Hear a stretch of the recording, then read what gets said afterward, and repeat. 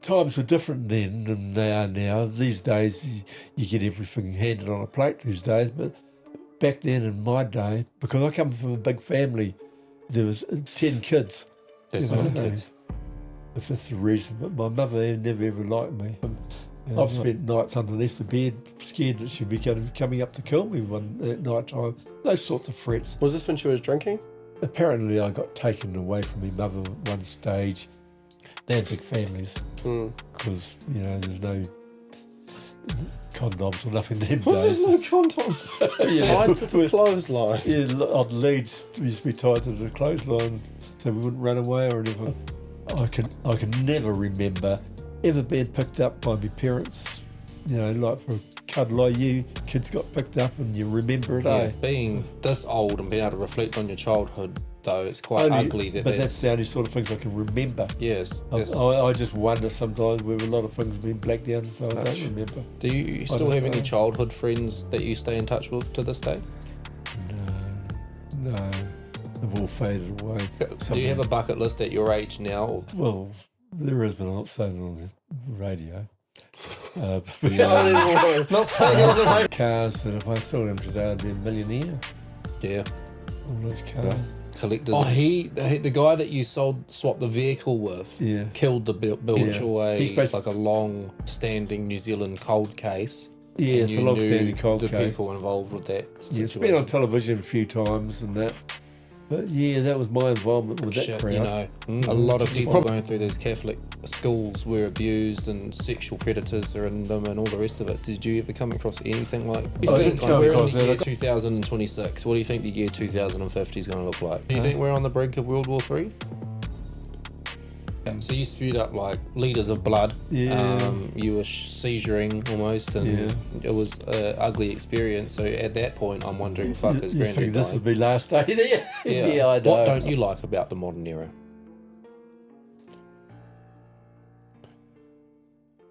Well, I don't like.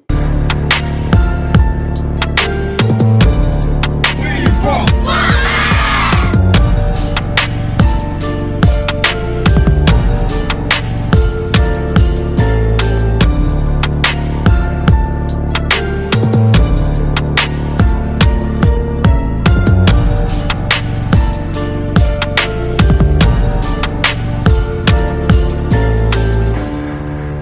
Welcome back to the Making a Statement podcast, episode 25. We're at half a century, so we're quarter of the way of the target goal, which is we want to see where we're at episode 100. Is it 25 or 26? 25. Oh, 25. 25 is not a half a century. It's a quarter of a century. Quarter of a century, my bad. Bad maths, that's even maths. To the right, we've got Brother E, my brother-in-law. Hi, I'm Ethan. We've got Cuzzy DJ TJ behind the ones and twos. Kia ora, kia ora. And I am Dills from Making a Statement. Go check us out at makingastatement.co.nz and you can grab our merch on there with some afterpay as well. We rep breaking the stigma. That's what we're about. We do that by having unfiltered, unscripted, unedited, and uncensored conversations, and sometimes uneducated. Okay. Tonight with us, we have a man that I have looked up to my entire life. That has helped mold who I am as a person, who has instilled my morals, my beliefs, and my respect values, I would say, very strongly. He is my grandfather, and we know him as Gdad. So, yeah, how are you, Gdad? Thank you, Dill. I'm fine. A bit buggered today because I've been working hard, but fine. Working hard? Yes. Or hardly working? Well, the big storm we had, and did a lot of damage around the place, blew down a portion of my fence and such like. So I had to set to and repair it simply because I couldn't leave the dog out in the evenings to go for whatever it does at night time, and so I had to get around to fixing it, and I did that today, and I'm quite proud of myself for doing that. You're a machine. How old are you, Gdad? Well, I'm 78 now, but I'll be 79 this year and then 80 next year. It's a massive milestone. I just celebrated my 30th. Makes me realise just how ancient you are, Gdad. Yeah. No. Well, I might be ancient, but it's, like I've seen a lot of changes over the years, of course. like you would do at my age. So we might delve into some of those changes as the night progresses. Facts. Well, we start with the mental health check-in. That's where you're at out of 10 based on the week that has been. So obviously you've touched on today, you have been repairing your fence. Yesterday I came over to help you take the fence apart, and so did Brother E, because of the wind and the storm. And Dad. So it's been quite a smash through Foxham with the weather. But how else has your week been? So I had 3 people helping me to put it to bits, and I assembled it myself. Yeah. Is that good? You're a go-getter, dude. Yeah, I told you to tell me to come around. You didn't even message me. I didn't know. So anyone else watching, I'm not just being a stink cunt. I knew you guys were all busy and that, so doing your thing. So I just thought I'd just potter along and potter along and put a nearly 2 metre high fence back up. By yourself. yourself. At that age. How I had to get the levels right, and that is I just put a nail in the thing to sit the thing up there, and I just made it a bit proud, just a little bit bigger, so I could hammer it down and make it tight, so it sit there and I could screw them in, the bracing and that. So I just use a bit of common sense. You felt pretty accomplished after that, though, I can imagine. Yeah. I was pretty had it anyway. Yeah. So You had a couple beers to celebrate as well, you said. I did. They didn't even touch the sides either. It was that hot. Yeah, fair enough. It was our first hot day all week, and it's happened at the end of our camping trip. That sucks. Yeah, I know. It wasn't a very good weekend for you guys. No. How was your weekend? Well, my weekend was spent worrying about you guys because I had television, I could see the storms that were coming and all that, and I could picture, I was trying to picture what the situation would be like up there. I didn't know what the campground was like or anything like that. I thought, you did make a mention of a river or a stream. I thought, they can come to grief pretty quickly, And we're down in a valley. Yeah, we're down in a windy valley, right by the ocean. And it's a windy road going to where you were. You could have had slips. You could have been stuck up there for a few days in that weather. So. Get some extra time off work. Run out of food, probably. Yeah, true. Yeah. So where would you say you're at out of 10? Well, out of 10, only about a 7 really, because I've had a pretty boring week. The past week's been fairly boring. Nothing's been happening. Haven't had much in the way of contact with people and that, And I did go and do a bit of karaoke on Friday night, so that was pleasant at Rachel's. Apart from that, waking up to see all the damage done with the storm and everything, and knowing I had to sort it out because the dog gets frightened too and all that sort of goings on, and then I couldn't just let it go roaming outside whenever it wanted to because it would disappear through next door's property. So 7 for me. 7, fair enough, Gdad. Well, it sounds like you need some additional hydration. I see this loaded tea bar. Yeah, the chef has done a very nice job. They look quite interesting. Do you think we should try it, guys? And I do, Gdad. I think we should try it because Brother E has made us a mystery flavour. We're about to guess it. I'm nervous, okay, because this is not a common combo that you would have, so I don't know if it's going to be nice or not. So it's just a combo. So you want us to try. You can try and guess. I know one of the flavours you'll definitely get straight off the bat because it's a real out the gate. And shout out Loaded Tea Bar who sponsor our podcast, and we've got a giveaway going right now. $20 petrol voucher and $20 New World voucher. So thank you. That's thanks to them. That's nice. You like it? It is nice. That's good. What's nice? That is nice. It's a nice, refreshing drink. That's good. You said to me before, can I choose a flavour? I said, no, I'm making a surprise one this week. You're like, it better be nice. I said, I'll be honest. I was like, well, I hope you'd be honest. No, it's not too sweet. It's just got the little bit of sweetness there, and It's nice. Mm. Have you guys got the same thing? Yeah, we we all have do. the same. I don't know what it is either. What do you think it is? Wow, it's an unusual sort of. Yeah, I'm going to try I mine. guess is there a bit of apple in it? No apple.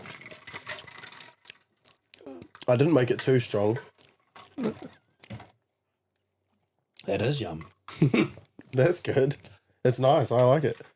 It's quite refreshing. It's not too Bit of strong. raspberry or something. Nah. Wow. Look at the colour of it. With that colour, what would you expect it to be? Piss.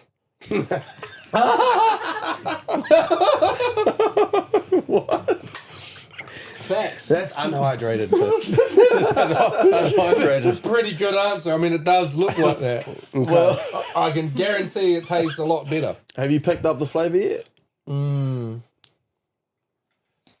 It's hard. I got both. Trevor knows them. Yeah. Trevor knows them. Oh, well, he's Just probably think had of- something similar. Just think of two flavors that are yellow. Bananas in there, eh? Yeah. Yeah, there's definitely banana. Banana. Okay, yes. I don't think you'll get the other one from it. I just don't think you'll get it. It doesn't even taste like that. It's in there actually. Well, Has it lemon? has it got some citrus like lemon or orange or something? No, it's passion fruit. Passion fruit. Passion fruit banana. Yeah. Well, if I saw pips floating around, I would have guessed passion fruit, but there's no pips. So. Yeah, because it's just a powder. That's nice. What do you rate it, Gdad? Oh, I'd drink that in. I'd rate that as a 10. Wow. Would you? Yeah. You really like it? Yeah, I really like that because I haven't tried any of these teas. You've never offered me one before. How miserable is He that? was here Now for you're going to Christmas want them all the time. Yeah. This is... Oh, that's my phone. Sorry, guys. Oh, Gdad, you're more... We've never had a guest not put their phone on silent. And it's loud so I can hear it. You're the one that goes to the movie theatres and dings. I'll put it on silent. We're not going to be interrupted anymore by that. Carry on. Wow, what do you rate there, Cuzzy? I mean, some people, you got to go back and apologise, don't you? What do I... Hang on, sound. Technology, Gdad. I'll just put that... What do you rate it, Dills? I rate it... I'm going to actually put that up there, bro. That actually is very yummy. That should be all right. I'm going to rate that a 9. Yeah? Yeah. Trev?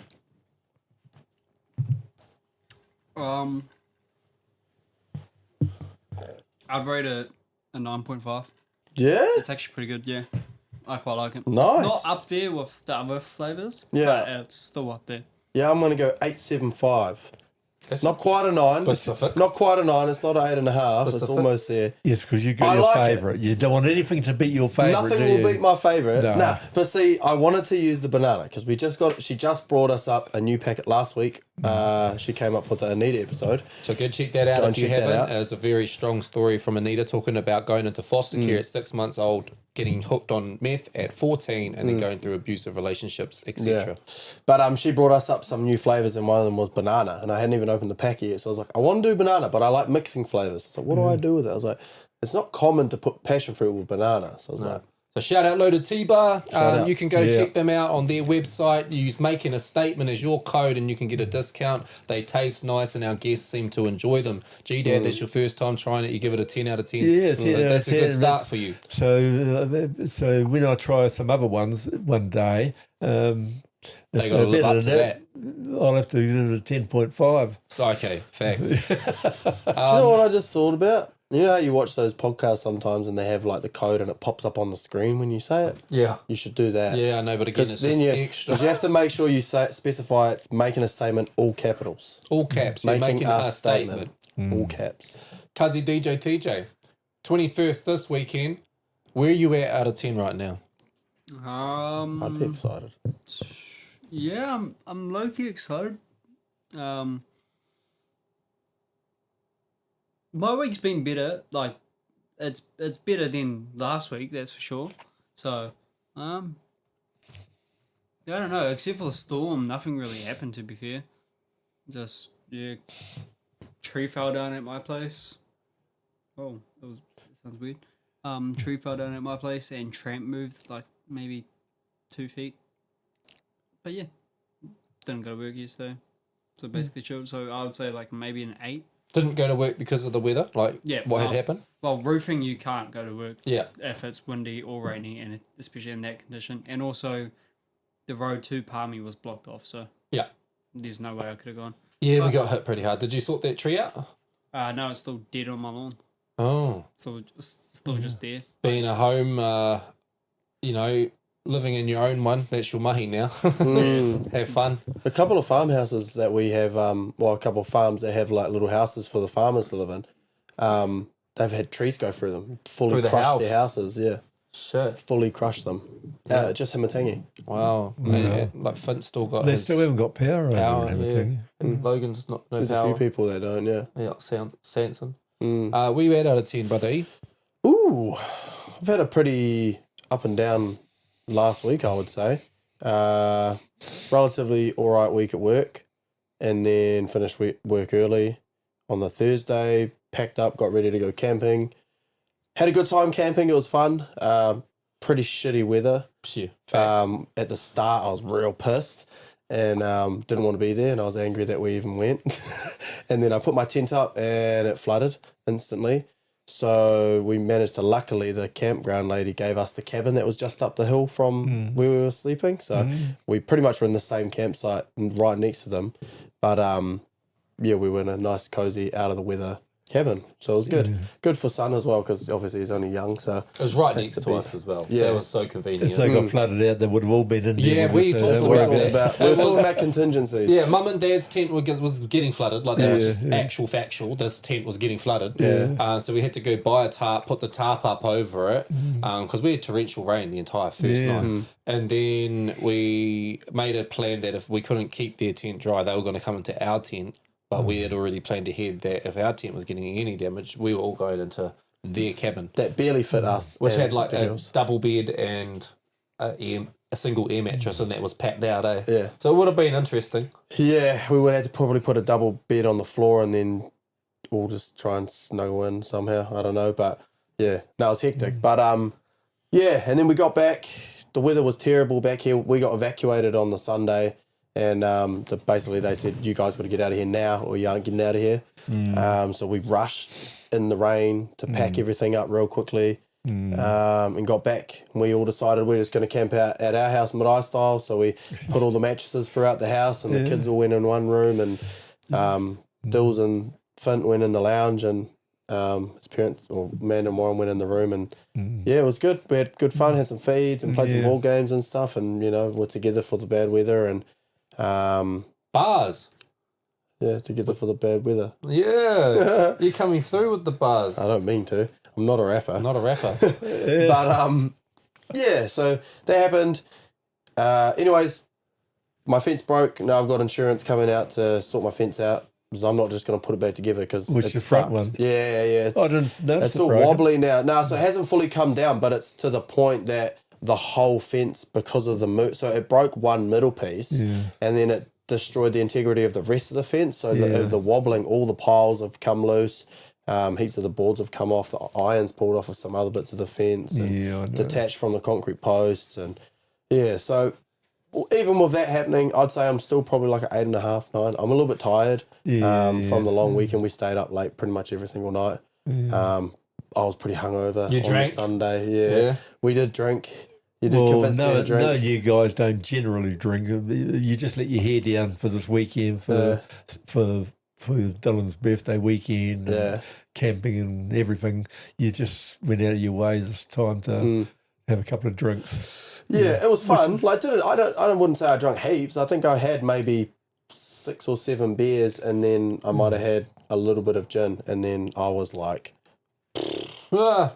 the next day I was dusty, real dusty. It wasn't until we got back, so I had to drive back, and I was hungover. Drive back. It wasn't until we got to Palmy, and I stopped, and I got a butter chicken pie from Zed, and that was delicious. And, Shout out Zed. Shout out Zed. It was really good. And it wasn't until I had that and a bit of Gatorade, and I was like, all good again. It's like, so I didn't have my load of teas. So, but then, 8.5, 9. 8.5, 9. Yeah. I thought it was a neat experience regardless. I'm at a 9.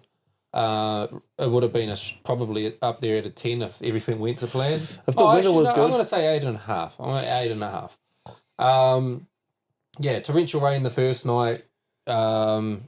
The next day we kind of got that window to try to go fishing, which felt promising, and We got bites. It looked like the weather was going to go amiss. Yeah, we did. We got a got few bites. We only got 2 casts out. Like, Well, your dad said you were happy standing there in the water, soaking wet with your fishing rod. You would have stayed there all day regardless. We were actually considering it even when it started raining. Logan and Dad, they packed up. Me and you were like leaving our rods, and they were like, "So what are we doing? Are we going or?" And we're watching the storm come. We're watching at the us. storm come from, like, we're like, shit, like, is that coming here? There's some dark clouds over there, right? And is that coming this way? And it wasn't long. And then all of a sudden, you can tell how people get fucked up at sea. Like, it was all of a sudden, the waves started turning, the dark weather started going they were up to gloomy. 8 metres high off wind- that coast.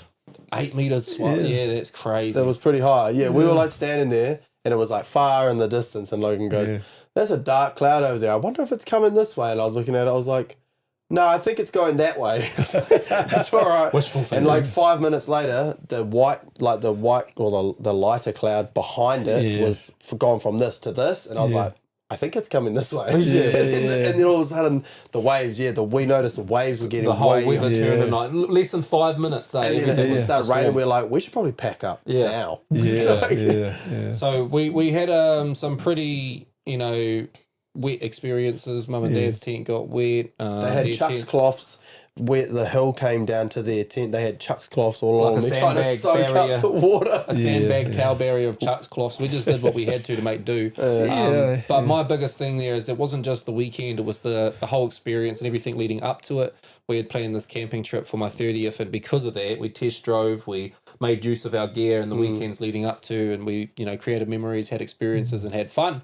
It would have been awesome had we got the most of our experience, some sunny days, some good fishing, and then got to come back on the day we were supposed to. But we came home early, stuck in a storm, and we just huddled together in the lounge on airbeds and made the most of what we had. But the moral of that story is you look at the long range. If you have to book ahead, you still look at the long range forecast.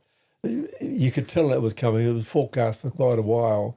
But I said on Thursday, we're not going. This is terrible. We woke up that morning and we're like, it's not too bad. Maybe we'll go and we'll play it by ear. We got there and it was shit. And I was like, That was the game plan. But that's all we could do because we couldn't get a refund.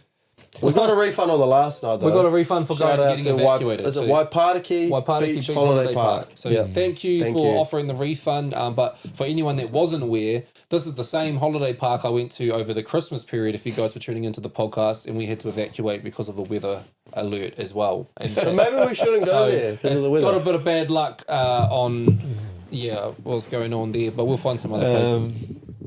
Your jar?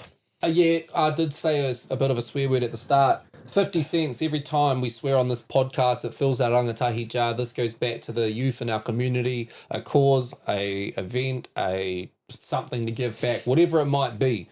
So we've already started building up a bit of a kitty in there from this season. I think how many episodes in are we this year? 4 or 5. So we're 5 episodes in and we're already over $100 in there. Yeah. That's bad, eh? Yeah, that's 200 swear words. Last episode, Dills did like $20 in swear words. No, it was the guest. Oh, was it the guest? guest? Oh, it was. Yeah, sorry. Yes, it was. Anita tipped up the $20, and now we got a bill to pay. Trev, that's on you. Yeah, because it's Trev's first turn to cover that guest. Hey, no, because it's my birthday week, so shame on you. What's with you Foxton people in birthday weeks, man? I don't even celebrate my birthday. all the time. It's still the back end of my birthday week. Shut up. I don't want to know anything about birthdays. No, I don't even care. No. Who's the birthday? I'm running out of them.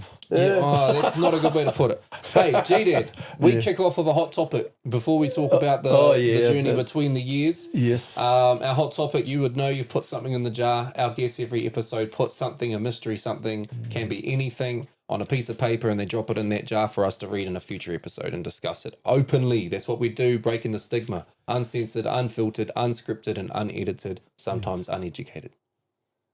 What's our jar? Okay, it is one place in the world you would want to go. I like Okay. that. Okay. California. Why? There's a bunch of reasons. My cousin Jess used to make me watch the OC religiously as a kid, and we had to watch the OC before I was allowed to play Halo on the Xbox, and that had based in California, and that theme song is that California song. My first RuneScape girlfriend when I was like 8 was from California. How do you have a RuneScape girlfriend? You just type to them, you're picking up cow hides in the paddock, and How old were they? I don't know, I can't remember that part. How do you know they were your girlfriend? I think we said we were in the chat. You know how that is. No, I don't. I never played RuneScape. No. As a kid, you know, the dangers out there, you know. Fuck. We were talking about Roblox on the other episode. Nah, Now you're RuneScape. talking about RuneScape. RuneScape. Is that how? No, it's just any How do you know it was a means little of- girl? It wasn't like an old man or Oh, something. fuck, it probably was. No, but all it was like, oh, you follow with me when I come do my quests, and I'll drop you the pink, I'll drop you the black armor with like this trim, and I'll wear the gold trim, and then it'll look like we're matching. You know, that kind of shit. No, I don't know. I've never played it, so I don't know what you're talking about. But yeah, okay. If you play RuneScape, you know, if you know, you know. But yeah, I had what was I talking about before RuneScape? Well, that was California. something about California. that was when your girlfriend Oh was. yeah. Now as you evolve, look at the hip hop. You know, the music scene that has stemmed from California and Los Angeles. You got Hobson, who's top tier for me, number one. You've got the Nipseys in the game. You've got all like Snoop Dogg and like this whole legacy of LA artists. And then you've got there's a studio over there, Paramount Studios. It's like one of the biggest and most successful and renowned music studios in the world. And I've got like a dream of just going in there one day and working on a song. I wish I can do that. So you think that if you went over there, you'd get in? How do you? You'd book a session, I guess. Oh, really? I think so. It's just like a recording studio. Oh. So I have a vision that I would love to achieve, which is get an album almost to the finish point or whatever, and then take it over there to hear it in that studio to finish it off. Right. You know, as an artist, that's like a dream. But yeah, California and Los Angeles has always been my dream destination, or Tahiti to sleep over the bungalows over the water. Gdad. Well, if I wanted to go, well, I did want to go somewhere, but we never ever got around to it because Gran come from England, and I always thought I'd like to go over there and see where her roots were and all that sort of thing. But I'd like to visit London or something because there's so much history and stuff like that. And I'd like to. She came from a little town called Farnham, and I think it's in Surrey or somewhere like that in England, and she's still got some cousins over there, but they're fading away fast as well. It would have been just interesting to go over there and just to have a little explore around the place, some of the history. Yeah. What But actual I don't- area was I she from? don't- Pardon? What actual area was she from? Do you know? Farnham, Farnham. Farnham. Okay. Someone actually asked me that when I was getting a haircut the other day. Oh yeah, Whereabouts in England is that? it's in I think it's in around Surrey area somewhere. Trev, can you see how far that is from London? Farnham. Yeah. But I don't know much about the place or anything like that. But I would have liked to have gone, but we just never got around. It was such a hard life. We never had spare money and things to do things like that. It's basically right next door. I thought so. So Farnham is close to. Yeah, basically it's like a little town right next door. And like around the surrounding suburbs of London. Yeah, it's maybe hold on.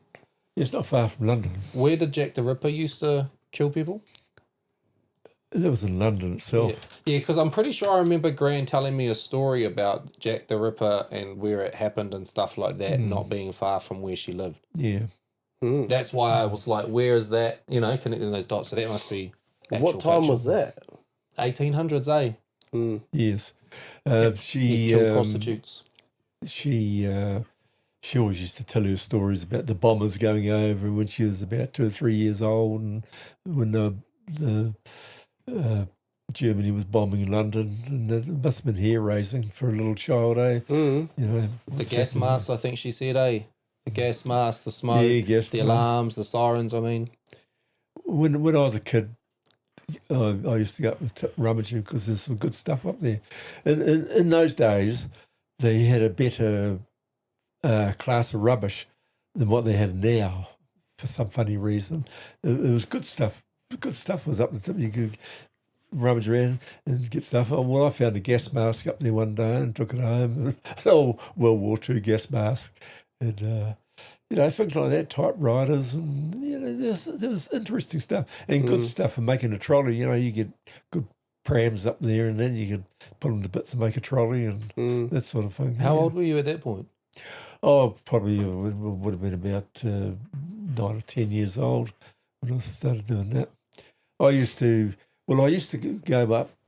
I used to take my sister along for a bit of moral support. Sometimes she was younger than me though, but after school we'd go up the tip and we'd hide and see, because the tip man used to get good money for bottles, the return of bottles. You know, like there's a soft drink company in Wellington called Thompson Lewis and their bottles and that. It was good money for them. What was the currency back then? Shillings? Pounds, shillings, and pence, yeah.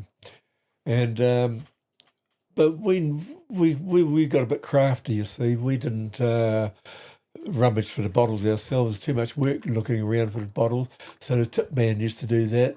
We'd hide, and he used to hide the sacks of bottles in the trees in the bush. We'd just watch to see where he hid them. As soon as he knocked off work at 5 o'clock and he went home, we just went and grabbed a couple of sacks and took them to the dairy. Well, there you go. That's easy money. It was easy money. It was just you beat them to the recycling, and it's almost fine as keepers. We didn't have such a thing as recycling in them days. Yeah. Well, you know, they were recycling though. You know, if they were getting Well, the bottles back. Yeah, they used to do proper recycling. Bottles went back and they got washed and that. And if we didn't have a full sack, we'd just grab a few extra milk bottles on the way past the milk treatment station, because you used to get good money for them too. And yeah, we used to. When growing up, you know, you had to be a bit streetwise, and there's ways of making money and that sort of thing. I used to go and there used to be good blackberry bushes, and I used to get jars of blackberries and sell them to the old pensioners in the pensioner houses, and they used to make blackberry pies Jams. and that, and jams and that. How much would you sell a jar of blackberries for? I can't remember. I think it was about 2 and 6. 2 and 6 or something like that. What's that mean? It's half a crown. What? Well, that's about 25 cents today's, but it's, you know, equivalent. Half a crown. Yeah. So, were you back in, like, obviously in your younger days was when, like, the milkman used to still come and deliver milk to the addresses and stuff like that? Oh, yes, milk and bread in the morning. Was that just a part of being a ratepayer? Pardon? Was that just being a part of being a ratepayer? No, it was just a service that you had then. You seldom went to a dairy or anything to get milk or anything like that, only if you happened to run out. I'm sure I remember milk getting delivered to my grandparents' house when I was young. I'm fucking sure. Yeah. Straight up, they had a letter box that was like a triangle thing at the top. That was where you put your letters, and then the bottom was like an open thing for your parcels. And I'm certain I remember going up and grabbing it out with of them, taking it down to their back doorstep. Like I don't know why. Service that was like continued. glass bottle milk. I'm sure of it. Yeah. I'm was a sure lot of it. One of my mates, I used to laugh because they had a big family and they loved milk. And they used to have a crate. Every morning there's a crate out there, a dozen bottles of milk, dozen pints of milk every morning. So what you mean, though, is like that was a free service? It was a free service, yes. You just left them The bottles out there. Well, sometimes people used to leave money if they didn't have tokens, but which was, I think it was about 4 cents, threepence or fourpence a pint, something like that. And yeah, but otherwise they'd have tokens. You just go up to the local supermarket. The supermarket then was the only supermarket around was co-op or a self-help. Yeah.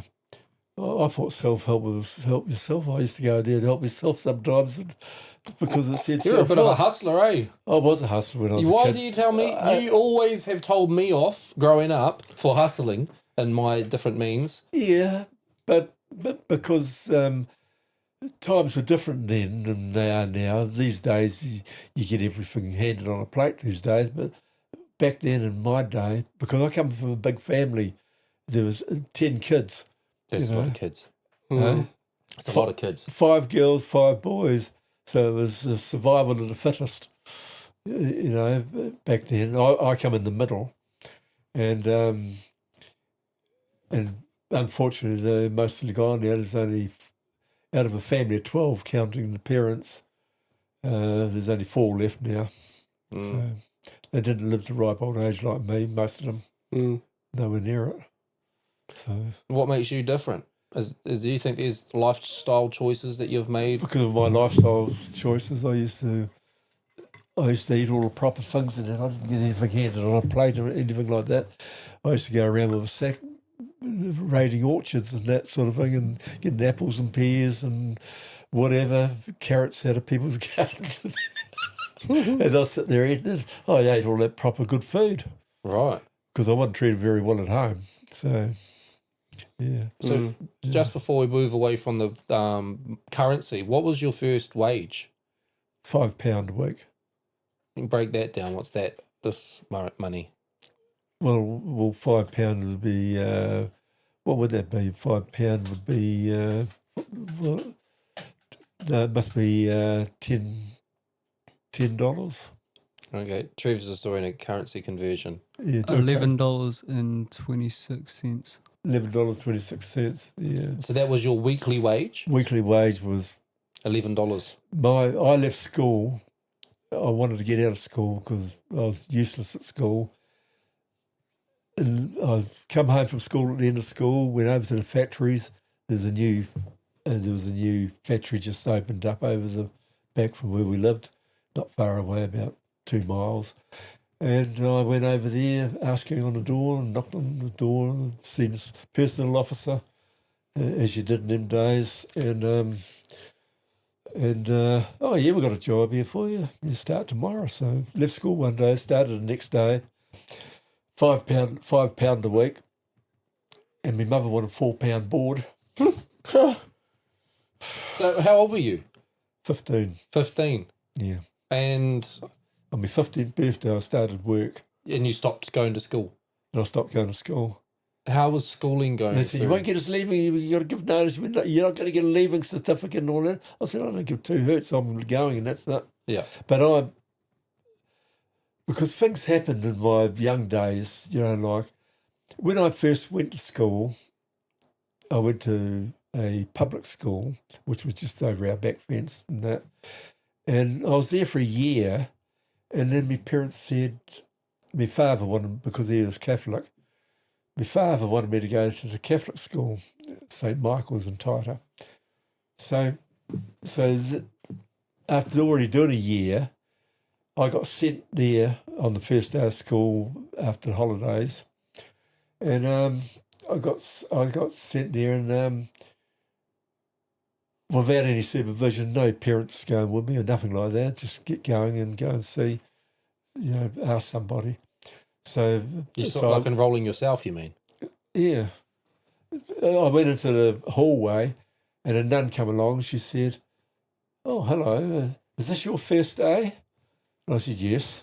"Oh, come with me then." So they put me in Prima 1 again, and they gave me a chocolate lolly. And, oh, that's nice. I was quite happy with it and started off again. So how many years of school had you gone backwards in? To my knowledge, that was the only time I went backwards. No, but how old were you when you went there? 5. Right. So, but you had already gone to the public school for how long? So I was 6 when I went back to the Catholic school. Yeah. So you missed a year. So I started off on as if I was 5 again. Yeah. Started off there, you know. I 'Cause you got mean, a you've got to chocolate. take into account they didn't have computers and nothing like that these days to keep tabs on anything. I was happy. I got a lolly, so I was happy to go start off there. It was crazy that your parents / my great grandparents just let you roll up to school at 6 years old and enroll yourself in a place you'd never gone to? They might have enrolled me in the school prior to me going, Yeah. or something like that. But I you guess. knew nothing. You got there and you had to just walk in and find that's your right. way. I didn't get taken on the first day at school, Yeah. which was a bit weird. So, but it didn't worry me because I didn't know any different. So that's it. You know. Is that so you're at a Catholic school, 6 years old. How long do you stay there? I stayed there for until we went to St. Bernard's College, not college, St. Bernard's Primary School in Waterloo. We used to have to go on the train every morning to school. So I went there for a while. Then after that, I ended up going back into the public system again. Right. But like you've spent time there. It's coming out a lot in recent cases from old school like abuse, historic shit, you know. A lot of people going through these Catholic schools were abused and sexual predators are in them and all the rest of it. Did you ever come across anything like those? I did come across that. I got the cane a few times, you know. And I'll tell you what, it stings when it's on a frosty morning when you got cold hands. Are they hitting that as hard as they can? Yeah, of course. You know. So, well, and the worst cane I got was because me and another boy, we didn't like the idea of the place and we ran off. We actually ran away. We went along the road that was going towards Wellington and went up Norringa Gorge Road, and we went up, there's a castle up there, we used to call it Norringa Castle, and we went up there and we stayed up there for a while and we thought, we better leave here. And we went along the hut road, started heading back towards Petone, and there's a little railway hut there and it had a fireplace in it. I don't know how we lit the fire. My friend must have had matches because I never had any matches, but he had matches. We lit a fire in there and had a nice roaring fire and it was nice and cosy. But we actually got found and we got taken home. And all my mother said, well, your tea's cold now. Nothing happened to me at home, no punishment or nothing like that at home. I got dealt to at school, you know. They referred it to the school, and so I got the cane and that when I went next day into school. So, but that was funny, you know, just silly things you did. That was the only time I ever ran away from school. Imagine if they could still hit you with the cane, like your kids with the cane now. I don't even think it's that like ancient, hey? Like I'm pretty sure not long before us it went out. I'm not too sure. Like, did our parents have that at Well, the school? nuns used to whack you on the bum, you know, but if you're smart enough, you just put a textbook down your pants and whack away. So you're going in prepared, like I'm going to be a dickhead today. Yeah, because you get Try and smack my ass. You get sent there, you get sent to the bloody principal's office to have your punishment. I got one of my art teachers tried to headbutt me once because he was angry because I came in late, and then he like yelled at me in front of my face, and then I told him his breath stunk. Good one. And then, boom, Mister, your breath the stinks. class You need to brush your teeth, and everyone laughed, and then he went. He got real angry, and then I can't remember what happened after that, but I just remember laughing at him, and I got kicked out of his class. Fair enough. By the good. way, So anyway, getting on to I think Trev's got to answer something quickly. sorry. Sorry. so I got two things. So when did teachers stop hitting students? That was 1990. See, And- wasn't that much before we went to school, And bro. also, on Ethan's old question about when did milkmen stop delivering, that was also the 1990s too. So that's Yeah. probably why you would have remembered. So we Was were it late borderline. 1990s or was it late 1990s? Because obviously we're in Mid. 96. Mid. Fuck, I'm sure I remember it when I was younger. But they might have had a private service or something that continued in the next suburb. Or maybe my See, granddad just knew somebody. I don't know. Yeah. I used to love milk. When at school, I volunteered the job of with the trolley to go around putting the required amounts of milk outside each classroom door. You know, you get it from the by the gate of the school was the big concrete cubby hole that milkmen used to put all the crates in there. So it was my job then to get how much each classroom had, how many pupils or something like that. And so deliver them.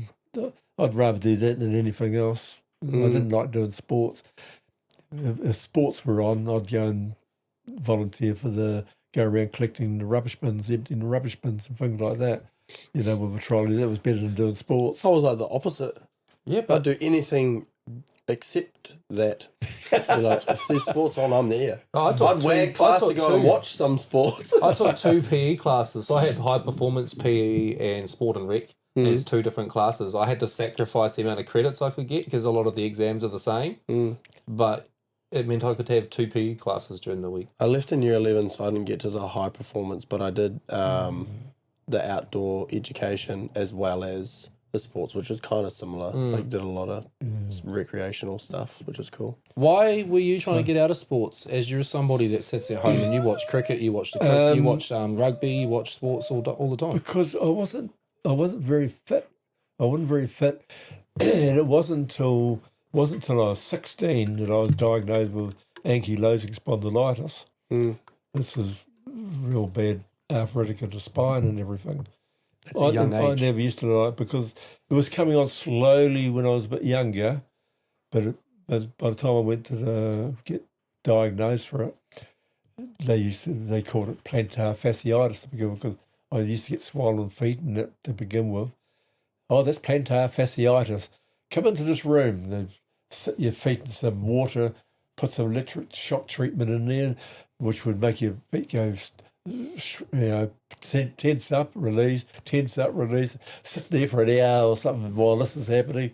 And but eventually it turned out that I had the onset of ankylosing spondylitis, which throughout my life I've never allowed to get on top of me. I spent three sessions in hospital where, I like physiotherapy in the hospital and in the pool and all that sort of thing. That was a funny thing in its own story in the pool because when I was in the pool, I was married at the stage, and I said to my wife, Jo, oh, they want to do some fun. Can you bring me in some togs or shorts or something? So she bought me these, those thin bloody things, and when they get wet, they're see-through. No? Yeah. Well, like thin, like undies? Yeah, no, the shorts. Oh, yeah. Like sports shorts or something like that. Yeah. And when they get wet, they get see-through. Well, anyway, I went to the pool for physiotherapy. There's about 6 or 7 people in the pool, and there's 3 nurses. But the whole 3 nurses were dealing with me. Oh, this is how you do this. I'm on my back on the water doing this exercise. I went, why am I getting all the treatment? All the others are sitting on the sideline there waiting for treatment and not getting any. And then I realised I might as well have been naked. I was bloody on your back floating as well. Yeah, so there you go. Oh, goodness. I was ripped off there. It was a bit embarrassing to see this. And when you're walking up the passageways later in the day, the girls... They know what you're working with. Yeah. That was quite funny. But anyway, I was talking about my first day at work and everything. I got a job at the... it was a speaker. It was called Roller. And they made speakers for radios and that. And my job, those black knobs on the back of them, they all said spray painting them and such likes, and putting the glue and the cork on the inside of the speaker. And that was my job, just doing that. But I did that for a little while, and then when my sisters used to work at Griffin and Sons. The biscuits. The biscuits and biscuits. That. Yeah. So they were working there. They said, they're wanting people at Griffins. Why don't you go and ask them? So I did. I went there and asked them if they got any vacancy. Yeah, start whenever you like. And what's the wage? Oh, £10 a week. So I doubled my wages. I was getting £10 a week. I thought, oh, this is good. So from that point on, while I was working there, I just saved as much as I could save, which wasn't much because my mother was a bit of a robber. But anyway, I saved as much as I could. And then I started to go to a driving school to get driving lessons. Because we never had any car in our family, never went anywhere because my parents didn't drive, didn't have a car. So, can you imagine that, your parents not having a car? It's unheard of these days, but I mean, back then, no. They were pretty poor because every penny went on just bringing up the kids when you got that many kids in the family. So anyway, I eventually went for my licence. I went to Francis Driving School and I went for my licence in a brand new Mark 1 Cortina, 1963 Cortina. Nice. It was brand new at the time for the driving school. And I had the worst cop on the beat at the time, Arnold Barr. He ended up in charge of everything in the finish. But anyway, I passed my licence. It was good. And it was around about the time, because I remember hearing on the news about President Kennedy being killed in November 1963. So it was around about that time that you got your licence. Got my licence, yeah. So that's historic in itself. That's a monumental moment in human history. You knowing where you were at that time is obviously how monumental that is. Yeah. But it's crazy to think that you were there as a before and after still. Yeah. Well, because it was a historic thing, I always remembered it, So from that point onwards, I bought myself a little Austin 10 for £40. And that's how I started off. Wow. And when you consider it, that's 63 years ago or something like that. Yeah. 60, something like that. So just so John F. Kennedy, when he passed, was there an impact on New Zealand? Like, was that, did that it was do all over the anything news. for us? It was all over the news and everything like that, as it would be. It didn't really. Was there what the reaction and the response across the world? Did it have an impact? Well, we saw it on our little wee black and white TVs and things that were out, and the TV has only just arrived in the country then. I think a TV arrived in 1960. Wow. And, so you were pre-existent to the television in a household. Yeah. So you didn't have that, obviously. That's why you go into the scrapyard. Yeah, well, we never had a TV growing up. Can you imagine having 10 kids and no TV? Well, I mean, you wouldn't know the difference because there wasn't a TV. So no, well, that's right. But nowadays, imagine having 10 kids and no technology. Well, how many kids did we have here on the weekend? 1, 2, 3, about 7? Yeah. We turned the TV off most of the time and it was fucking hectic. It was good when the TV went on because they were all quiet. Yeah. And there's usually about a year's difference, only about a year's difference between all of us. There's 2.5 years between me and my older brother. He's the oldest one. He's lived the longest in the family, and I've lived the second longest now. I was going to say, how many siblings left of 10? You said 4. 4. Yeah, there's 4 left, yeah. All the girls went first. The women are supposed to live longer than men, but no, all the girls, my younger sisters and that, they all went. Yeah. What about when your parents died, / my great-grandparents? Yeah. How did they pass? Oh, well, my mother, she sort of died of like cirrhosis of the liver sort of thing. She used to drink quite a lot. She used to drink only beer. She only used to drink beer. She used to have a little wee cup. What was that? Oh. You thought you farted again. Yeah. Just had a similar sound. She had a cabinet alongside where she used to sit. It was an old radiogram. The radiogram never worked. She only had it for the cupboard that she could hide a flagon in case any visitors come suddenly. She didn't want them to know. Right. So she had a little 5-ounce glass and a flagon. She used to get, she did it, like she never had a hell of a lot. She probably used to get 3 flagons a week, But she'd sit there, a little cubby hole. I used to laugh when I was a kid when I used to see this happening. My father would be sitting on the couch reading the paper. She wouldn't give him any he wasn't allowed any of her beer. He'd be sitting there looking at the racing page and that. She'd sneak off. She'd go off to the toilet as soon as she got. He'd be up like a rocket, open the car, have a quick 5-ounce beer down the hatch and put it all back again. Go back and put the paper up again. Back to reading the paper. Oh my God. I used to laugh. Yeah. And how did he pass? And he had a heart attack. At what age? 77. Wow. Yes, 77. So, what was their names? My mother's name was Gladys, and my father's name was Leo. Yeah, because Leo's they've both cool. passed away before I ever had a chance to meet them. Yeah. They died a long time ago. Yeah. Do you remember any memories with your grandparents? Not much. Apparently, I got taken away from my mother at one stage, and she lived in Paikokariki. Just when you go into Paikokariki on the left-hand side, there's a big old mansion house on the left-hand side. She used to live there. And I got taken there, and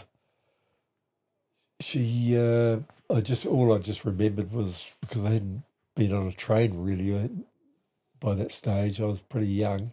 I might have been six years old or something like that. And she took me up there to stay with her for a little while, and on a steam train. So it was on the old steam train, going along the rattly old carriages and that. And, sometimes the lights worked, sometimes it didn't. You go through those tunnels and that, and pitch black, and oh, God. Anyway, so I stayed with her, but I don't remember much about it. I struggle to remember much of my childhood. I do remember, well, I don't remember, but what I mean is I can never remember ever being picked up by my parents, like for a cuddle, like you kids got picked up and you remember it, eh? You remember being picked up and everything? Well, I don't necessarily remember specific occasions off the top of my head, but I do know for a fact that happened. Yeah. Yeah, well, I don't know for a fact, but, my parents, they weren't that way inclined. It was hard love. Eh? Hard love. Yeah, I think it was just hard love. Was it common back in those days? Like, did you have any friends that was similar? I guess it was pretty common, yeah. Our relations that lived handy too had big families as well. Everybody had big families. If they were, like, excuse me, Catholic orientated, that like they all were, they had big families because, there's no condoms or nothing them Well, days. there's no condoms. Well, yeah, that explains. I mean, there was no jab and pills and contraception. No, they didn't have the things they have these days. No. Oh. So it got to the stage where my father was only allowed in the bedroom on his birthday. So he had one a birthday? He had to sleep in another part of the house. I'm just thinking, like, it's surprising you didn't have more kids, Well, is that common? There was one more, but it died of a miscarriage. Yeah. She had a miscarriage or something. But between two of them, my brother and one of my sisters, it was only 10 months. 10 months between kids. Wow. Pretty much straight all away. in a row. So within a month of having one, they were pregnant again. He must have been waiting on the doorstep when she got home from the home, and, it's terrible. But anyway, during the war, I couldn't understand it. He had 4 kids during World War II. 4 kids during World War II. But was he involved in the wars in any No, means? because he had that ankylosing spondylitis as well. But he didn't recognise it. He didn't recognise it. He just thought he had a crook back and everything. He had physical jobs and that. His jobs involved the shovel. Yeah. He worked on the councils and things like that. He only had dig and ditch work, with a shovel. One of his main jobs that he was on was, I got a photo of it somewhere, a newspaper clipping with him working on the Centennial Wall, on the Centennial Wellington Highway. Bay. Yeah, Buckaroo Bay to Paikok. He worked on building that wall. True. Did any of your other siblings have I don't even know how to say it, the back thing? My brother Frank, he had it. Yeah. He was the only one that was officially, to my mind, actually had ankylosing spondylitis. Some other ones, a couple of the girls, they sort of claimed they did that, but I had doubts because I knew what ankylosing spondylitis was. They probably had some form of arthritis and that, but ankylosing spondylitis, when you get that, it was a bad thing to grow up with, because I could never play sports. I couldn't do anything. They said your spine was like a bamboo shaft. Eh? Yeah, it goes like a bamboo shoot. All the joints get fused all the way up, and as each one's getting attacked, you got pain there for a long time while it's happening, and then when it stopped happening, you had relief sort of thing. But I was on pills for a long time, and they just bugged me up. You had to retire early? Yeah, I did retire relatively early, yeah. Well, I did retire, yeah. What age? I was in my 40s. Medically medically just unfit. couldn't work, yeah. Yeah. But I started working on myself, and when I was 50,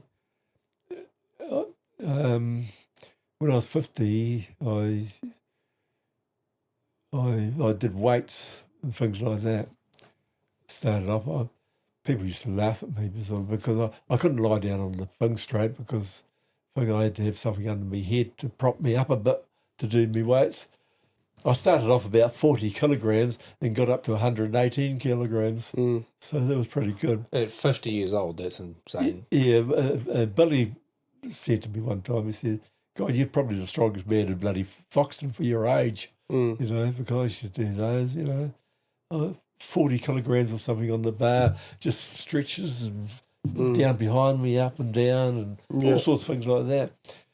And I might have been taking a chance because I might have only done too much of a weight and snapped my bloody spine or something, too much pressure against it, but I didn't. But, that helped me, and I think that helped me live a bit longer too. All the cardio exercise and that sort of Playing the golf. And then I decided, it was 50 years old when I started golf. I thought, well, I didn't have the best swing. Some player said that I looked like a daddy longlegs with St. Vitus dance. With my swing. It was a bit not very good swing, but I adopted and everything, and I got down to an 11 handicap. That's strong. Well, you seem to drive it up the straight, up the green.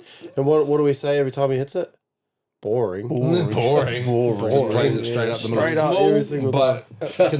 Consistent. Well, it's not too small. It's all right. It's an all right distance, but it seems to always be up the middle, and it's like a flat shot. Yeah. And it runs like well. Yeah. So you started golf quite late in life. You still play it to this day. We had a game earlier in the year. Yeah. I'll still go out and have a game with the family, and then I don't do it full time anymore. But I'll go out and have a bit of a hit with somebody who's going out. So you're still going out there 9 rounds, hitting the golf ball the whole time, 2-hour walk arounds, and building your own fences and that. What do you think kind of keeps your body going, and how's your, your condition, that diagnosis, how's that impacting you in today's era?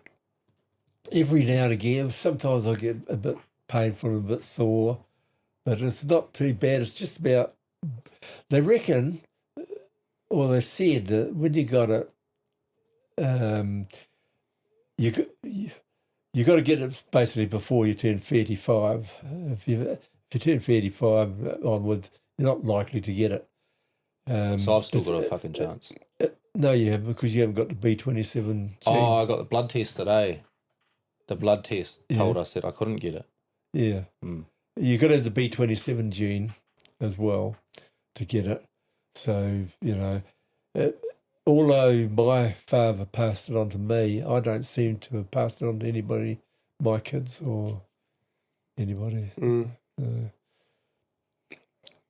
Well, that's good. So, just growing up with it was really, sometimes, I had to go to hospital a few times when I couldn't even get out of bed in the morning. It was just too painful to even move and go in there, and I'd go on intravenous steroids and stuff like that, and that sort of thing. But Yeah, it's just something I had to put up with and I've learned to live with. But, you know, out on the golf course or something like that, I don't even know if I've never heard of another person with ankylosing spondylitis playing golf, I've never even heard of that in general. even the disease. Yeah, No. it's probably not as known. I know it because of you, but I don't think others out there know it so much. One side effect from it, which really annoys me, is getting iritis. Mm. You know, Iritis? And that happened recently to you. Yeah, this last Christmas, didn't it? Over this Christmas period, it happened to me, didn't But it? what is it?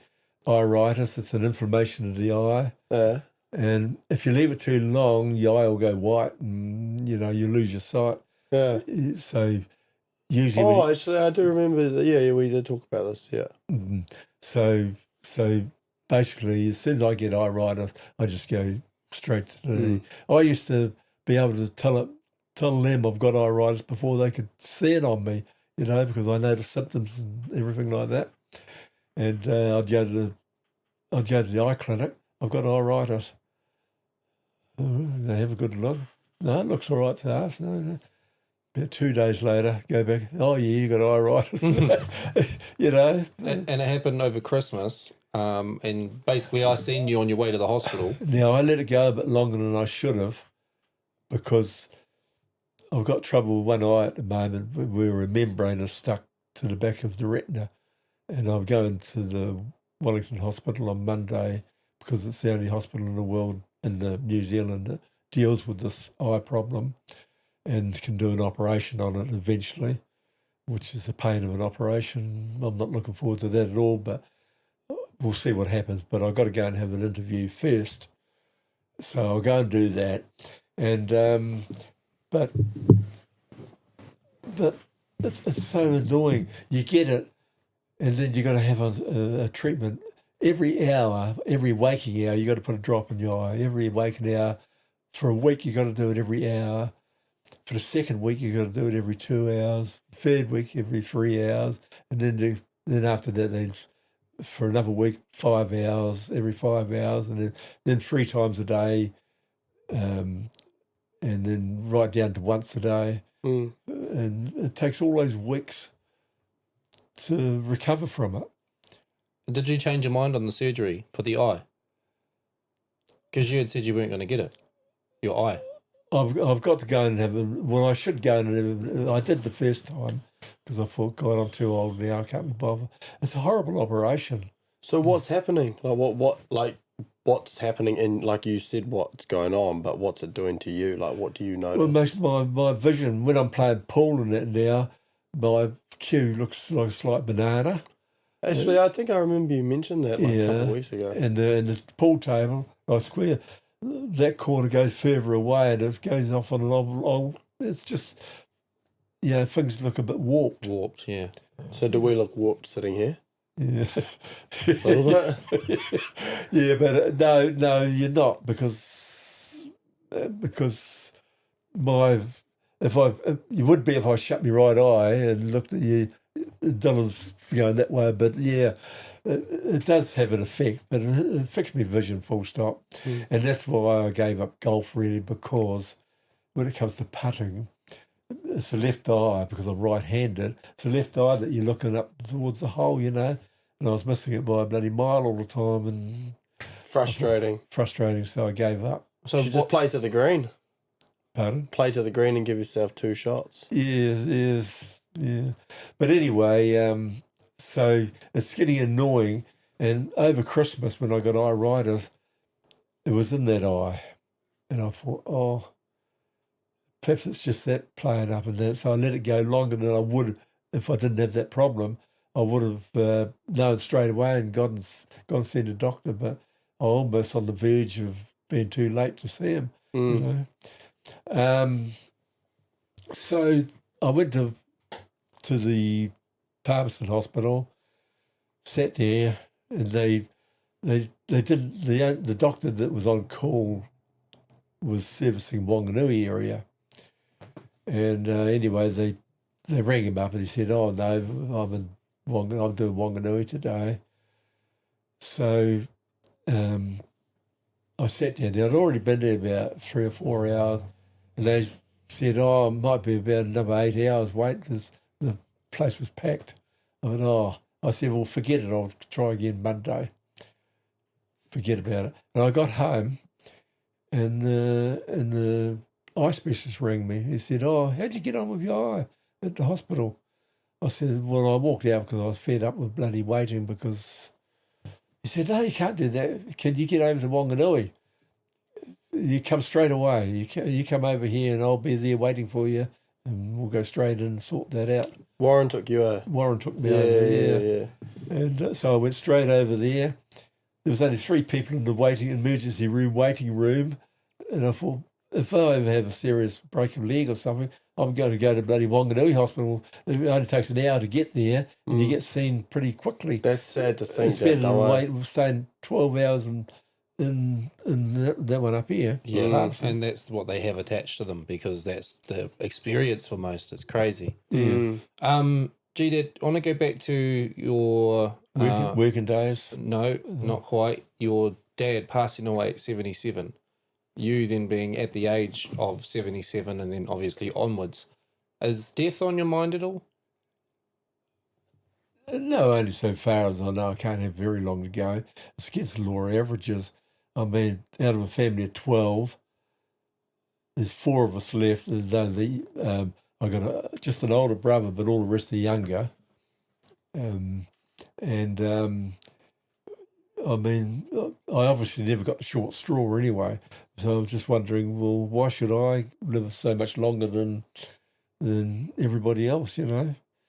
It's just my carefree living, I think. You do have a bit of that going on. Yeah.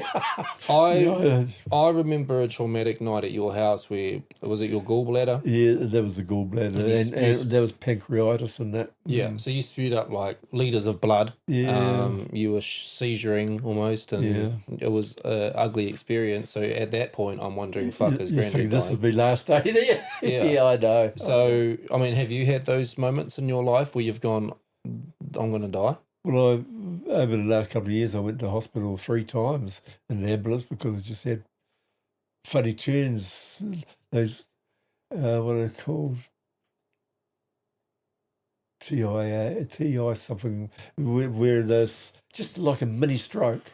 It's just where it's a very, very minor clot that causes you to get dizzy, clap out for a minute or something, you know, but get all nauseous, that sort of thing.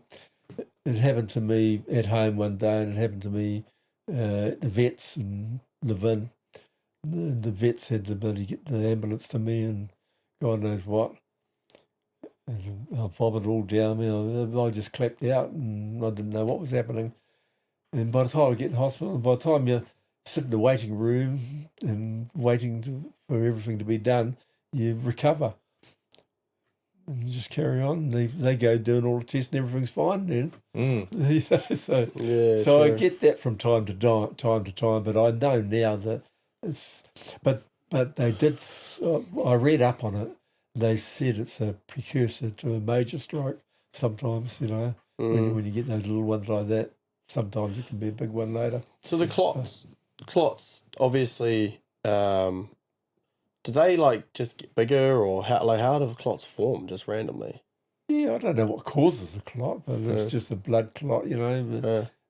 But I have thinners for it, and, you know, so to stop them forming. Yeah. So I used to have aspirin, but that was too harsh. And went off there, and I got something called clottigroptal or something like that. You know, some other drug, and that seems to be doing the job. That's good. At least there's the precautionary measure, which is the medicine. Medicine would have changed a lot over the years as well. I imagine back in your childhood, like you said, you got shock therapy on your feet, and they didn't diagnose things properly. And back in those days, the mental institutes were still having probably. I was actually born dead. What? I was a blue baby. Right. I wasn't. You know, I was sort of. They classed me as being dead on arrival, but the doctor. They had to get me out the pub to come and see me to deliver me and that sort of thing. He was at the Hut Park Hotel. Anyway, he worked on me fantastically for ages, and Well, he did say to me father, he said, you know, it's not looking good, the situation. Either you might lose either the baby or you might lose your wife, sort of thing. That was the choice. So I figure I come second in the choice anyway, which is understandable because I've got enough kids already. But anyway, he worked on them and it revived me. And I always, I don't know if that's the reason, but my mother never ever liked me. And I just wonder if it was probably because she nearly died giving birth to me or some bloody thing like that. Did she lose like all heaps of blood and stuff like that? Did she lose lots of blood? And... Well, I got no idea. I don't know the ins and outs of it. I was just told what the story was. Who's telling you these stories? My older sister used to tell me these stories. Mm. Yeah. So what makes you think your mum didn't like you? What was that relationship? Well, because, well, it's not really good getting into these situations, but she used to treat me pretty badly. And I don't know why. She used to make threats to me, tell me she's going to come up at night and kill me and all that sort of thing. You know, when I was a little kid, I used to sleep under them because we had those beds, you know, with the springs and K-pop mattress on them and that. There's a lot of room underneath them. I've spent nights underneath the bed, scared that she'd be coming up to kill me at night time. Those sorts of threats. Was this when she was drinking? I don't think she was drinking much then. I think she mellowed when she took up the drink, and she mellowed a bit. That's different. Yeah. It's usually vice versa. But how old were you at that point? I was only young, you know, only 4 years old or something like that. That's quite an ugly memory to, like, I can't imagine, you said yourself, you can't remember much of your childhood, but...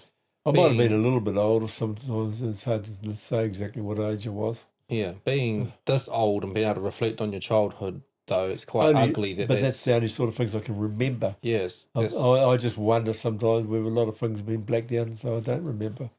I don't know. What other experiences do you remember?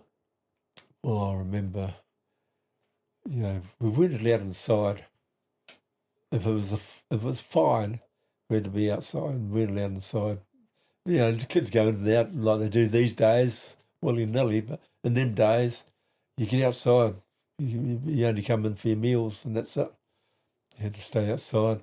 And when they shifted into the house that we were in Taita, they didn't have any fencing at the time, so me and my brother used to be tied to the clothesline just to make sure we didn't escape or go somewhere else. Tied to the clothesline? Yeah, on leads, we used to be tied to the clothesline so we wouldn't run away or anything. I guess it was a lot more acceptable back then. Yeah. There wasn't so much frowned upon. I guess you just kind of freestyled life. There wasn't as much limitations. There wasn't much rules, reporting. Could you imagine walking down the street and just See looking some out, kids on the clothesline tied up? to the clothesline? Yeah. You had What jokes about it, but at least you had your brother with you. Yeah, but he's older than me, so I got picked on. Did he pick on you while you were tied up? Did he pick on you while you were tied up together? I can't remember. Can't remember. That's hard. It's obviously, you said, like, tough love environment. You're not getting picked up as a child. You've got your mum who's drinking, and she's also... No, I don't know. I don't know when she started drinking. She got a job at the Tide Hotel as I don't know whether she worked in the kitchen or cleaning or kitchen or something like that. She got a job there, and it was probably during that stages where she started drinking a bit, you know, and then they started having parties on Saturday nights and that, you know. We was banished upstairs to the rooms and that, although we used to sit at the bottom of the stairs and try and put it at the bottom of the stairway with the front door. As people were coming in, we tried to con them out of their money, you know, some sort of a tax for coming in. That's You're a cracker. hustler. Imagine walking into someone's house and their kid's like, give me $2 or you got to leave. Have you got a shilling or something? Yeah, you're a hustler. Oh, yeah, you know, we've made a few bob like that.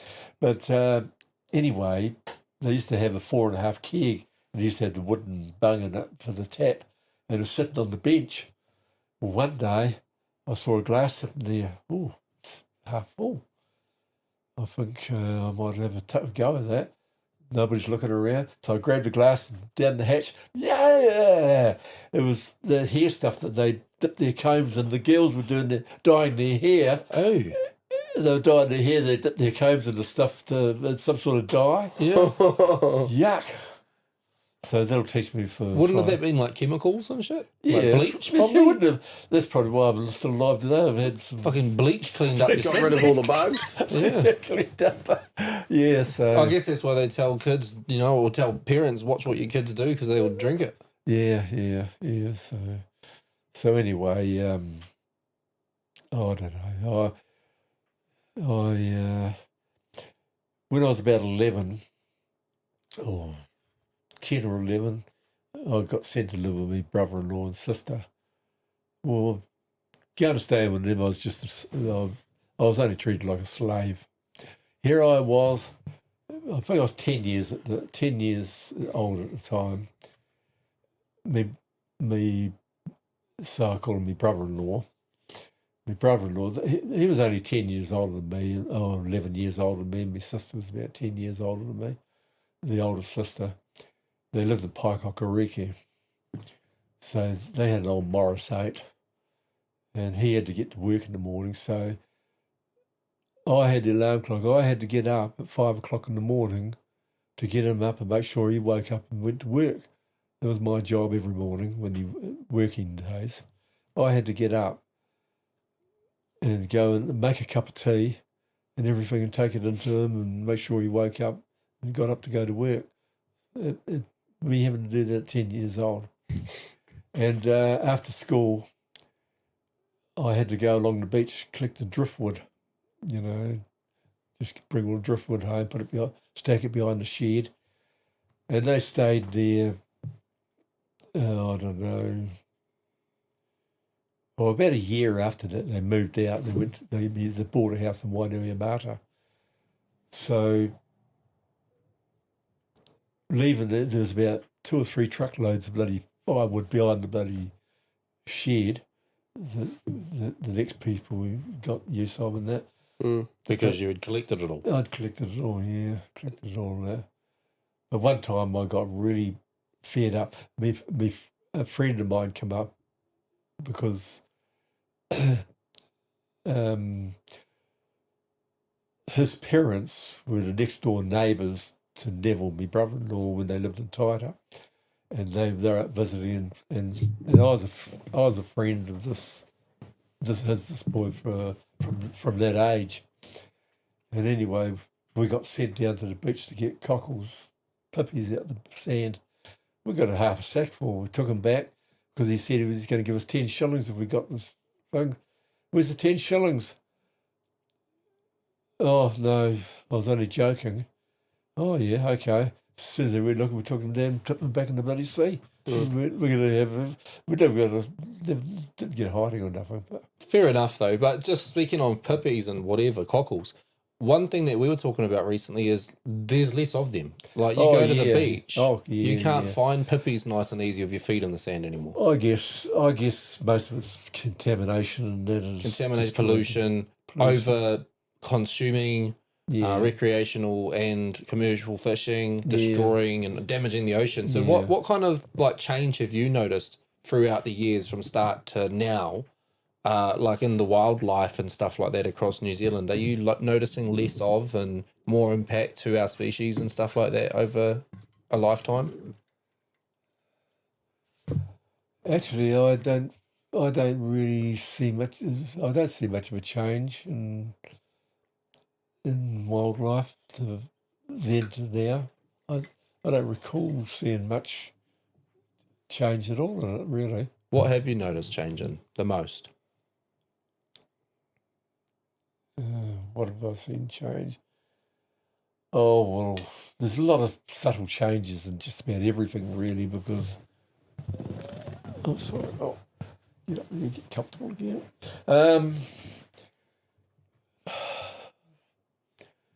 Where would the changes be?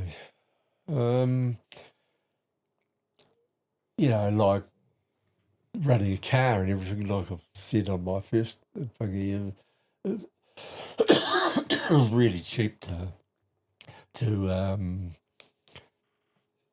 run a car. You could have a big car, and I had some big cars over the years.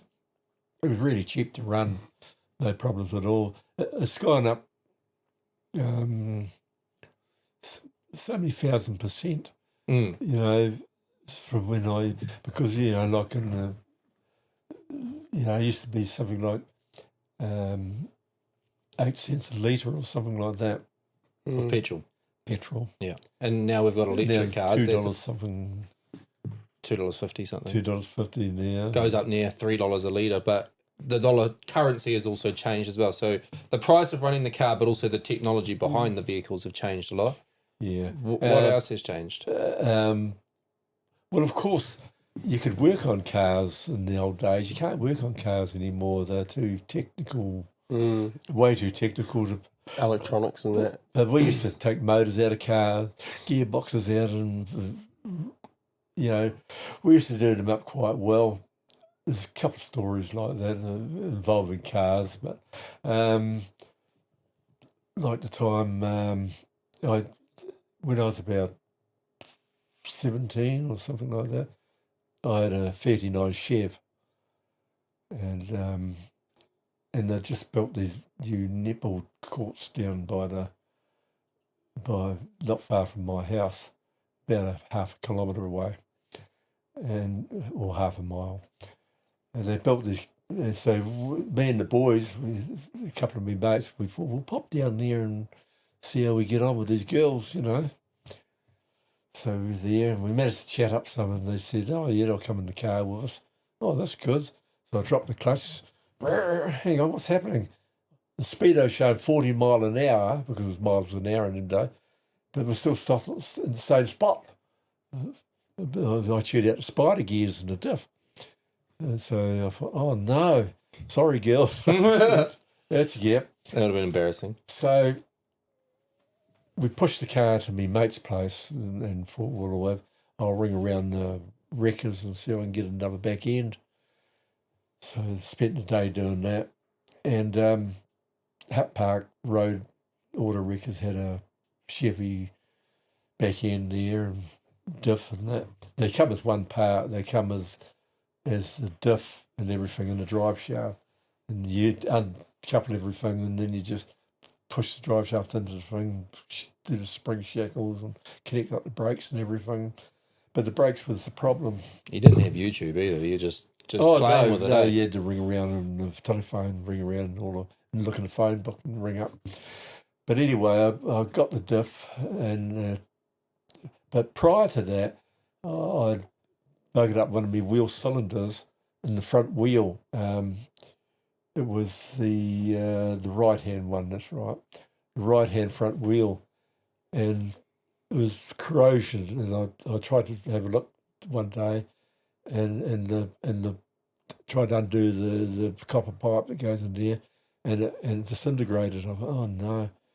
So I thought, oh well, as soon as you hit the brake, fluid's going to be coming out. So I got a screw, and I screwed a screw in there. I thought that'll do the trick. So I went around like that for a while until this diff problem happened. So anyway, we got the diff. We jacked it up on all sorts of whatever we could find to get the car up to this height that we could get underneath it. Not proper jacks in that. There'd be bricks and all sorts of things. And uncoupled the drive, everything, the springs and everything. When I went to do the copper thing, it was the same as that front one. Corroded, broke. So I thought, oh, damn.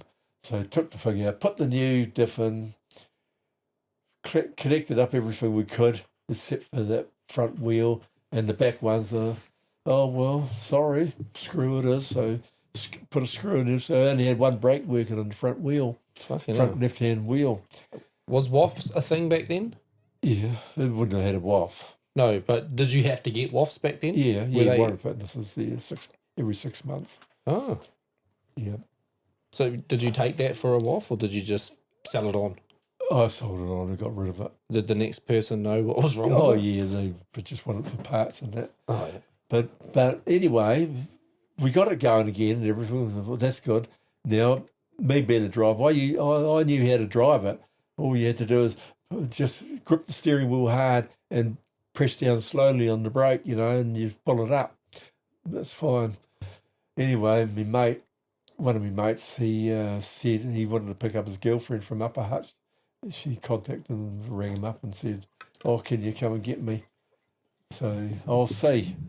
So he asked me, "Oh, can I borrow your car just to go and pick my girlfriend up?" I said, "Yeah, but you got to remember that brake, just slowly." Anyways, going up Ferguson Drive towards Upper Hutt, and somebody ran out on a pedestrian cross. He hit the brake. The car that's the only wheel that stopped. The car just went around and went straight for a hedge. Oh, spun out because I only hit one brake. Oh no! Yeah, he hit the brake too hard. And of course, that's the only wheel stopping. The rest of the car's going. So he just spun around and went straight across the footpath into a hedge. And went up. Oh gosh! Was your car all right? Yeah, it didn't damage his car, bugger all. They were pretty hardy cars. Was he all right? My brother did more damage to it than he did. Right. We drove it one time and he tried going to Maidstone Park. He tried going through the bloody gates sideways, took the gates with him and dinged up the guard. Oh no! Yeah, I know. So we thought, better get home and sort this out. Somebody might have taken a number and we might get a call from the police. Gdad, can you just sit this way a little bit, just because your camera? But Sorry. no, you're all good. So going back through chapters, I guess, of your life, what would you say are your highlights, your moments, your forever cherished? Wow. My best cherished moments. I think one of the best times I had really was when me and my mate went over to Australia, because we went to Sydney. We did the rounds. We went in one trip, we went because I wanted to go and see if I could get a job on the mines. They reckon in Perth is the main offices for all the mines. And so I thought, okay, we'll go there. So from the point we went, we was going up to Brisbane, and then we stayed we had a car. I won't say the ins and outs of all that, but we had a car, and we didn't have a lot of money. So for the motel, the cost of the motel, and that, the bloke said he'll take the car off our hands. So we just went and hopped on a train, and from that train ride, we stopped, like overnight from Brisbane to Sydney, that's overnight, and then from Sydney to Melbourne overnight, and then from Melbourne to Adelaide overnight, and then a few nights getting across the Nullarbor to Perth. So we got around to Perth, went to the head offices, and they told us there's a 6 months waiting list. Charming. So So you went all the way back? You could have just emailed them back then. You had to go there. Yeah, you had to go and do things. So, okay, we're not getting a job. We had a look around Perth, but we thought we'll get the train that same night. We'll go back to Melbourne, because I've got a brother in Melbourne, and we'll go and stay with him initially. And then he was running an engagement farm for racehorses and that. And so we went and stayed with him, and then I got a job there sort of thing. But 9 nights in a row on the train, 9 nights travelling from Brisbane to Perth and back to Melbourne. Were you sleeping on the train? Yeah. Were you 9 nights. stopping at the stops, like getting off the train at all? We only got off, not going across the Nullarbor. When we went across the Nullarbor, when you go to bed at night, on the first night, it's just all dead flat, because Nullarbor means, in Aboriginal, means treeless. No trees, no nothing, just dead flat. The train's doing about 75 mile an hour. It's going flat tack. So, sorry, light's gone on there. Is that all right? Yes, sir. Anyway, so what happened is we're going across there, night time. You get up in the morning, look around, it's still the same, dead flat. You go to bed that night, and it's still dead flat. And next morning it starts changing. It's incredible, absolutely incredible distance over there. So that's one of the most. Sorry, you go. I was just going to say, do you think it would still take that long for the train to get from Brisbane to Perth? Pretty much the same. Yeah? They're not faster trains or anything like that. The trains got better as we went. When we went from Brisbane to Sydney, it was on one of those old bone shaker ones, you know, where you get a sliding door and you go in there and there's a seat, you know, facing each other. So me and my friend, we had a seat each to lie on, but we didn't have any blankets. We only had a towel over us, and they supplied a big copper or brass jerry can sort of thing with boiling water to use as a heater. So we used that going from Sydney to every time the train went across some points, the window would fly up and cold air would come in and you shut it, get along, go to sleep and train crash, window up and down. Funny how it's one of the most memorable moments of your life is training across Australia, and that's something that people can still do, you know, an experience that people can still But have. I would like to do the other ones on going on the Carn, or they call it, from through Alice Springs going up centre. Yeah, and I things know like Alice that. Springs, yeah. You know, Was it cold back then? Because funny, you think like with Australia, it's hot. when you got towards because it was July at the time. It was fine in Brisbane, fine, but when we got to Sydney, early hours in the morning, and before we got into Sydney, it was cold. You know, They do definitely still have cold nights. they have cold nights in Sydney too. I had, when I was living in Sydney, I went to catch the train home from Sydney once, and I lived in a suburb that's an hour and a half in Macquarie Fields. And my train, I accidentally caught the interstate one. So I was on the train to Melbourne on accident. And I remember being on it going, man, this is like a luxury train. Why don't I take this one all the time? Which is like bigger and more aircon and comfier seats. Yeah.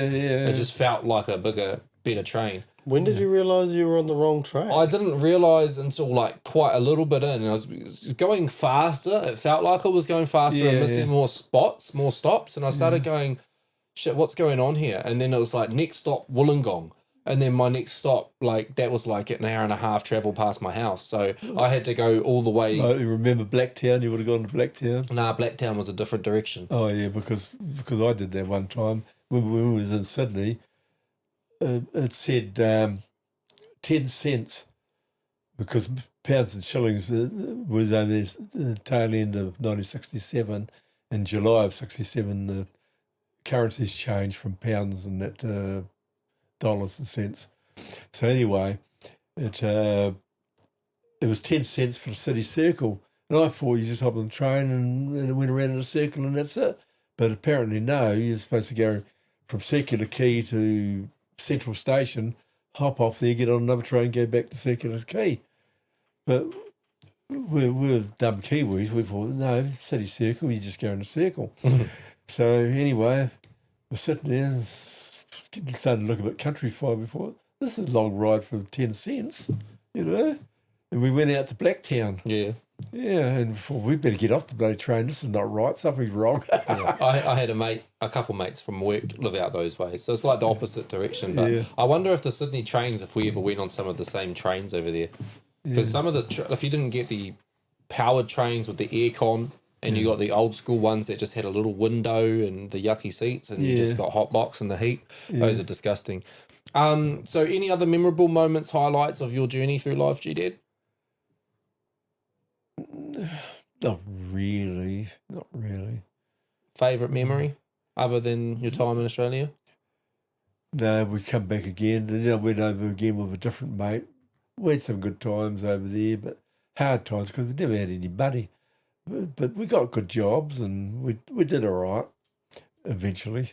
So you enjoyed Aussie? I got a job in Darling Harbour when the first time, and I bullshitted my age because I hadn't quite turned 21. I was only 20. So I got a job there, and I was working well, you know, loaded up those big kegs of beer onto going out to Orange and all different places. Anyway, I got a promotion. I got notification saying you've been you've been promoted to goods assistant first class.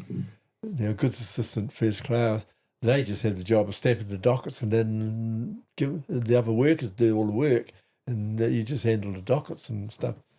Well, that's good. Then but you got to show proof of age at the head office.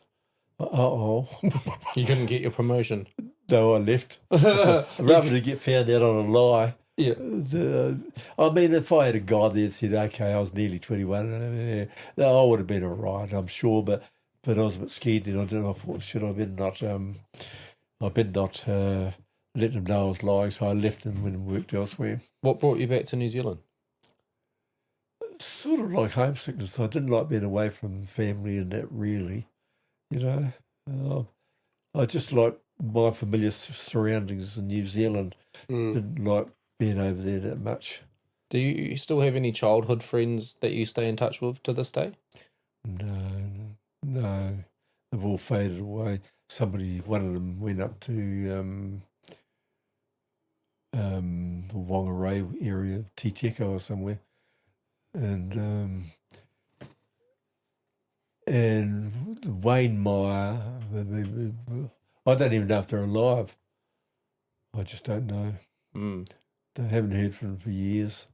So, obviously, communication times have changed, times are different. You didn't have cell phones, you didn't have internet, you couldn't have emails, you didn't really have that means of contact. No. What was it like? Did you have pen pals? Like, did you write letters to people? Like, how did you communicate with people back then? Well, if you had a girlfriend or something, I did have a girlfriend. I used to just write letters sometimes. Excuse me. People lost the art, I think, of writing letters. We used to write letters all the time. I liked how Gran kept it. She was always true to writing letters. She would always send people letters, eh? Well, she had to over to England and that sort of thing, yeah. And, Alana and that. Yeah. No, Gran never got the gift of modern technology. No, she didn't. She didn't really ever dabble in the internet, eh? No. She in her later years learned how to use a phone. She had a phone, but for the most part, she's just stayed true to her time. But she only used the phone just for texting and that. I don't even remember her having a phone. No, it was only in recent years she got one. I never saw her have it on her ever. No. So I went along and taught myself. I kept up with technology, so I do all my own technical stuff, really. But you have to keep up with like paying bills and that, eh? Like you wouldn't be able to keep on top of life if you didn't adapt and evolve with the time. So I took over that department. She couldn't be bothered. She didn't even want to learn, so I just did it all myself. Yeah. So, but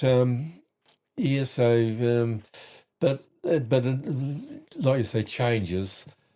I was talking about working on cars and things like that, and I used to enjoy that. In fact, I wanted to get a job in an auto wrecker's yard, bloody dismantling bloody things and that.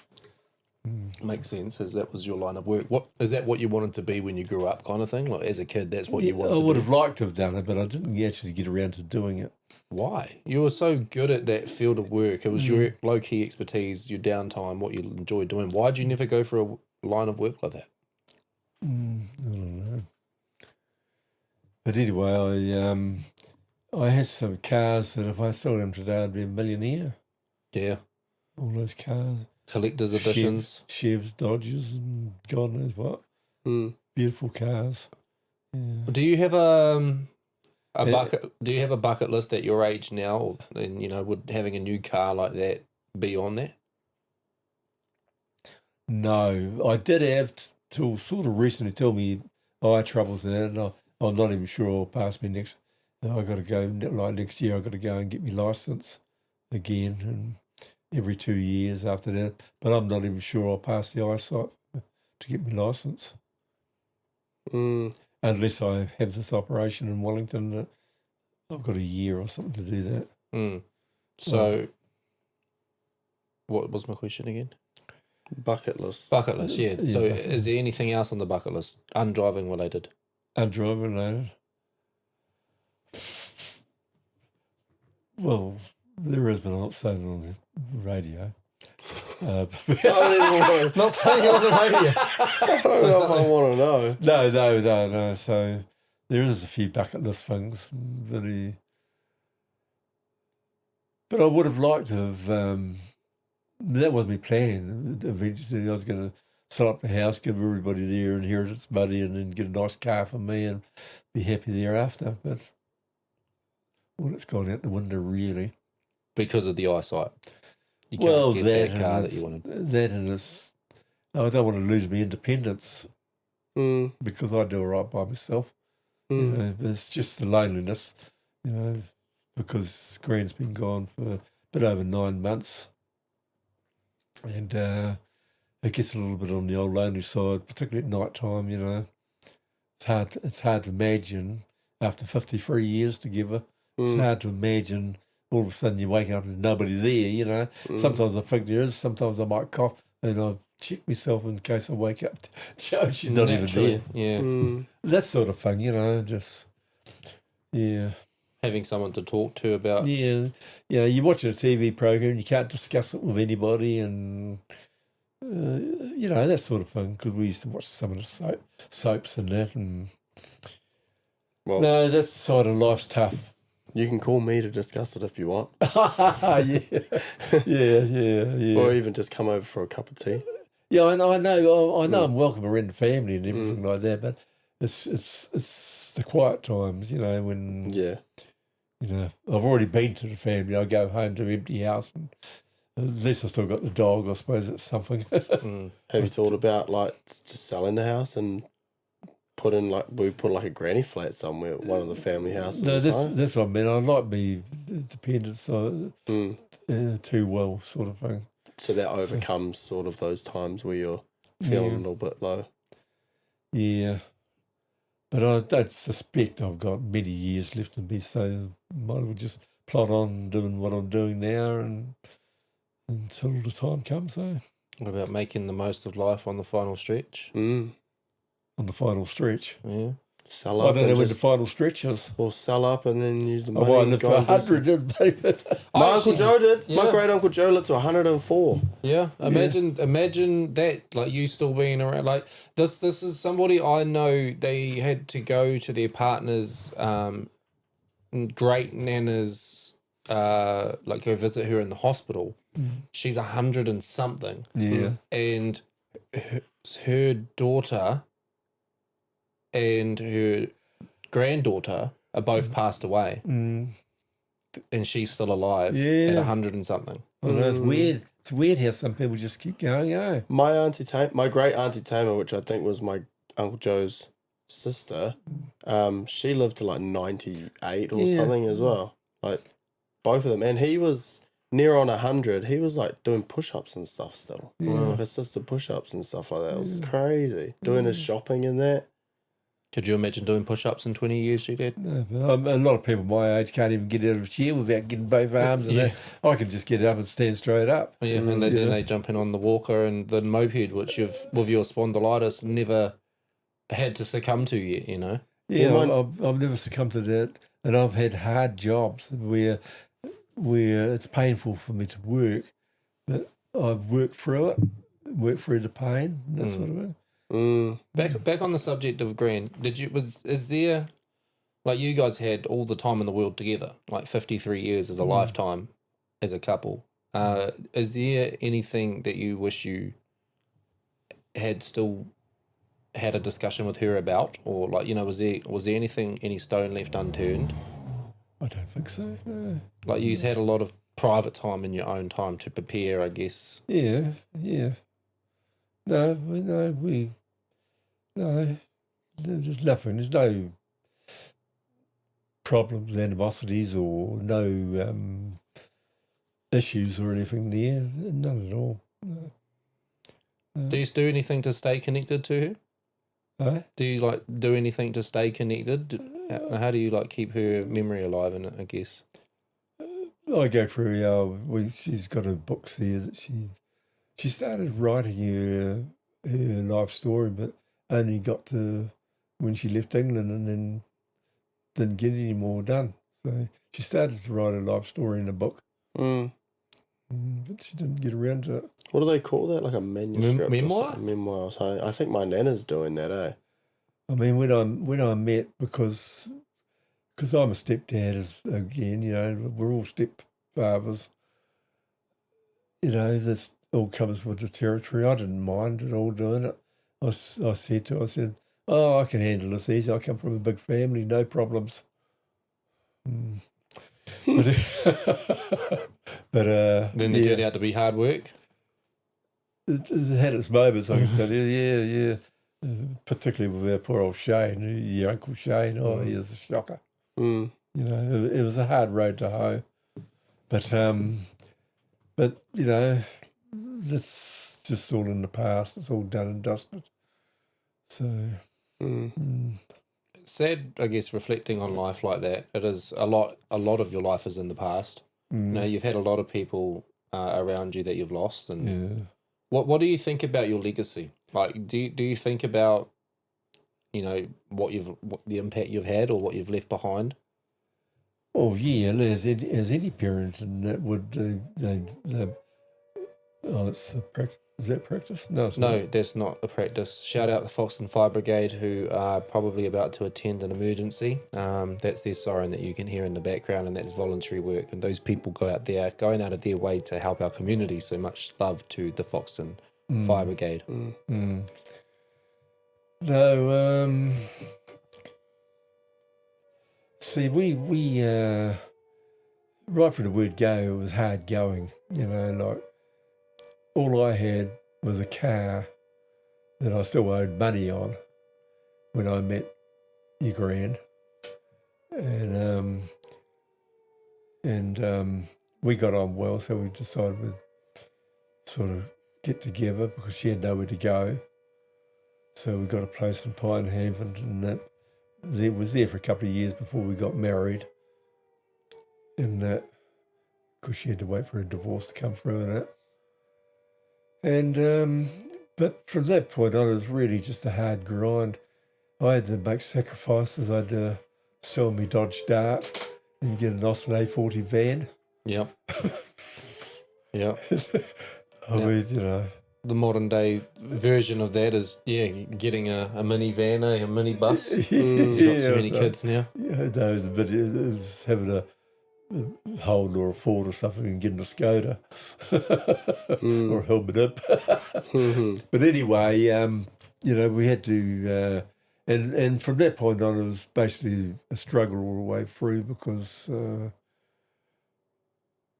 know, because my illness come to bear here and there from time to time.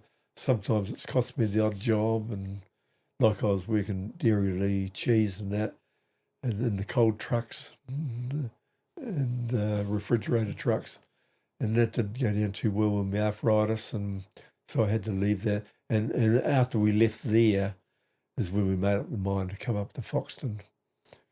Does your arthritis and that get quite sore when you're cold? It can do. Yeah, it can do. Because I noticed I got pretty bad ankles. I can imagine I'm probably going to have arthritis in my ankles, and I notice like cold mornings and that I get quite sore. Yeah, stuff as well. Yeah, just like really painful. Like whacked. Once I remember getting in the car to go to work, and I whacked the outside of my ankle on the door as I was climbing in the car, and it was real cold. It was probably one of the most. It hurt more, I reckon, than breaking my ankle. Like, I don't know, so I'm like real nervous for arthritis. Like, if that's how bad it is now, imagine what's going to be like in 30 years. Well, getting back to changes, what we never had in our lifetime was the choice of takeaway bars that you got now. There was a couple of places that made, like there's one by the Hutt Hospital, another one up in Upper Hutt, and another one in Lower Hutt, sort of thing. They just made a toasty pie or a hamburger. That was it. But you could probably just make that at home anyway. Yeah, you could have done. But when it comes to takeaways, unless you wanted fish and chips, there was nothing. The very first McDonald's to come to New Zealand or to the Wellington district was there was in 1976. I think it was around about June or something, 1976, in Pairua. It opened up in Pairua. The very first thing. But we went over there sampling, and there's bloody queues all the way out the door. Everybody was into it. As it is as this day and age. It's like when the Popeyes opened, it was like that for like weeks. Yeah. Couldn't even get in. It's the hype for that moment in time. Yeah. People And then try everyone's something. just like old news when you move on from that to the next thing. What would you say about the upbringing of children and parenting changes? How would you say that's changed from obviously your era where you're getting tied to the washing line and you no TV, you're spending all your time outside, and now kids are spending all their time on devices. And it's Gran who made the statement, kids these days don't know how to play with toys. No, they don't know how to play. They don't know how to amuse themselves. Like we used to, play cowboys and Indians and play games and that sort of Go thing. home, stay home, and Spotlight and Bull Rush and that. Did We you used to play go those out ones? and about. My kids do that. Do they? My kids, they play mums and dads and teachers and doctors and they play hide and seek and my kids do that now. A group of us used to go hitchhiking. We'd go hitchhiking. I don't know about my how kids old? doing that. when we was only in our early teens. I told the girls off when we were at camping because they were down at that family room and a lady walked in and offered them ice blocks and they took the ice blocks. I was like, you don't know what's in that ice block. They didn't come and ask me. You don't take food from strangers. No. Well, that's the mindset now. It never used to be like that, there was not many fears. Everybody left their doors unlocked at night and everything like that. My parents' house, because the kids coming and going, the doors were never locked or anything. And nobody ever robbed the place or anything like that. I've always felt like back in those days, because they had no technology, they had no forensics, they had no way of doing an investigation other than the basics. Yeah. I feel like people would have got away with murder and they that get away way with a lot more back more. then. Yeah, they got So away why with is the crime rate skyrocketed now compared to those days where you could actually get away with it? Population. Shoplifting, that was a hell of a lot easier in them days because they didn't have barcodes and things like that. Yeah, security cameras. Yeah, no security cameras, no barcodes. No people being able to print off a picture of the person who stole something and put them on the wall of shame. No, you couldn't do that. Couldn't do that. So, but why do you think crime has gone up so high? And what have you noticed in the country from when you were younger to now with the that kind of behaviour? Well, there used to be only basically one murder a year. That would be it, and it would be bloody headline news. There was no murders. People didn't get murdered very often at all. Which reminds me of a story. I don't know if you've ever heard of the name Michael Snella in Wayne Carstairs. They baseball batted and killed a builder. What was his name? I might have the names mixed up. Bob Kensian. I don't know who was the victim now and who was I know Mike Sneller anyway. But anyway, he had a flash house. He was a builder just down the road from the Heart Hospital. And they went and robbed him one day and they ended up really killing him because he put up a bit of a fight because they were trying to get the wife's jewellery and all that stuff. So they killed him. But just prior to him doing that, Mike Sneller, I had a old Vauxhall Y van, early 50s model Vauxhall Y van, and I got it off, I worked on the county council in the Hut, and the boss there had it, and he sold it to me, because I needed a car, and it had big bog holes on the thing, but I just wrapped up a lot of newspaper and stuffed it down there and then smeared over some Bondi and that, and me and my mate were down the beach one day and we just got a tin of royal blue paint and painted it with brushes.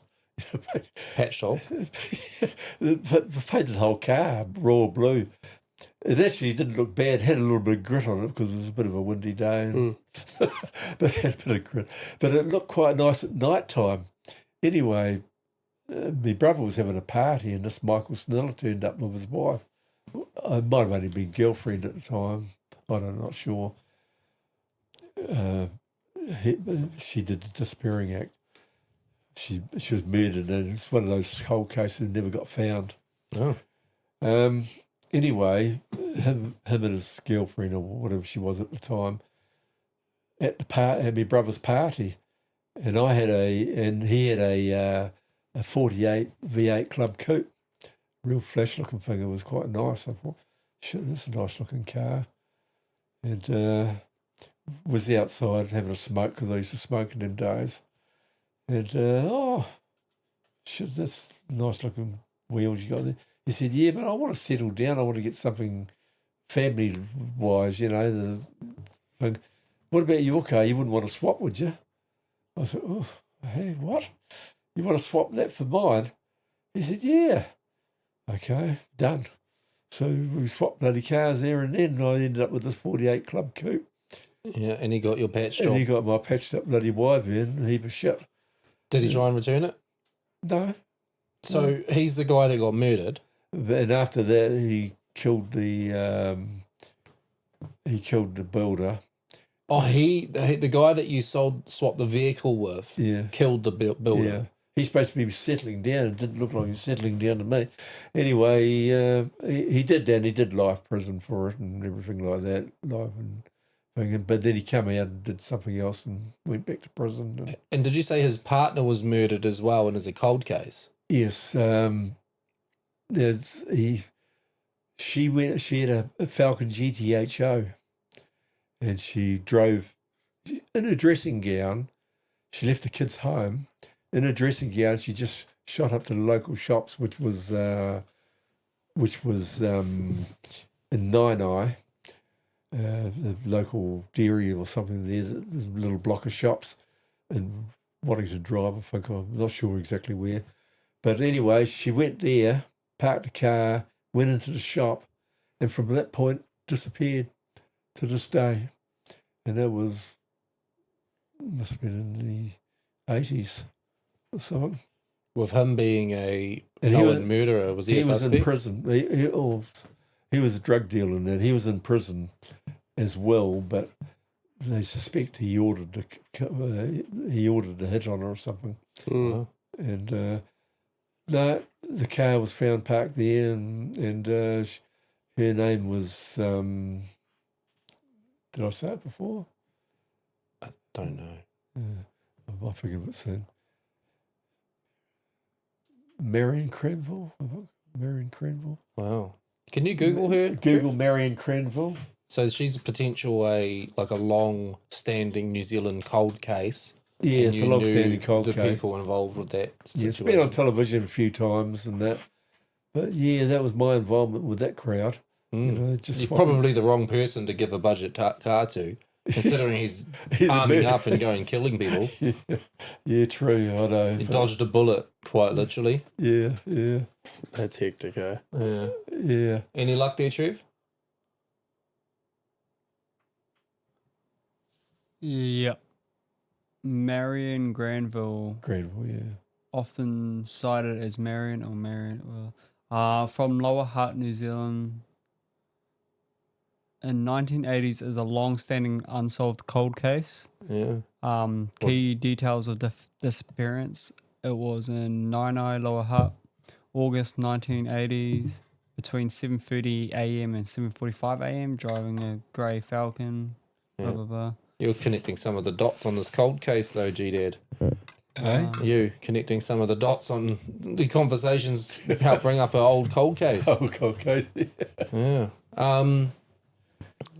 Yeah, but anyway, that was a gift to that, and I haven't heard since, but, that was a nice car. There used to be a real girl polo on that one. Driving along, girls used to jump out on the road to go for a ride in it. What car? The one you got in exchange? V8, yeah.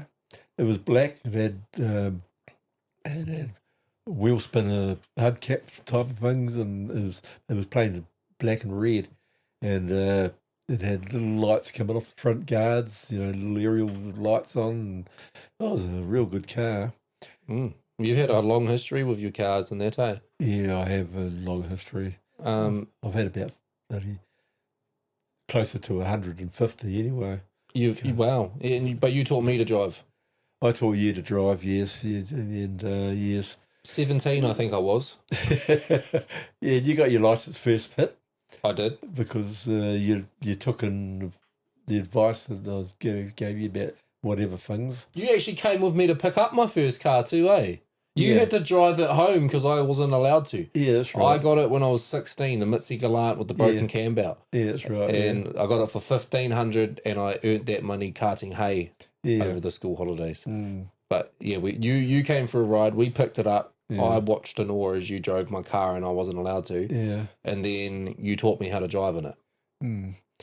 And no, you did a good job. You, apart from backing into the school and causing an earthquake, and I was never too shit hot at reversing. No. I reversed in my early years. I reversed through a power pole, and caved in the whole back of the car. Do you remember that? That was on the way to the pig farm, and fucking frosty morning, reversed straight into a power pole. I reversed straight into Braden's fence and took that out once.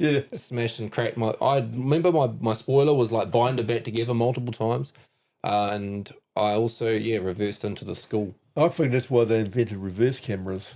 Yeah, probably. People like you. I imagine that probably happens less when people looking in their cameras.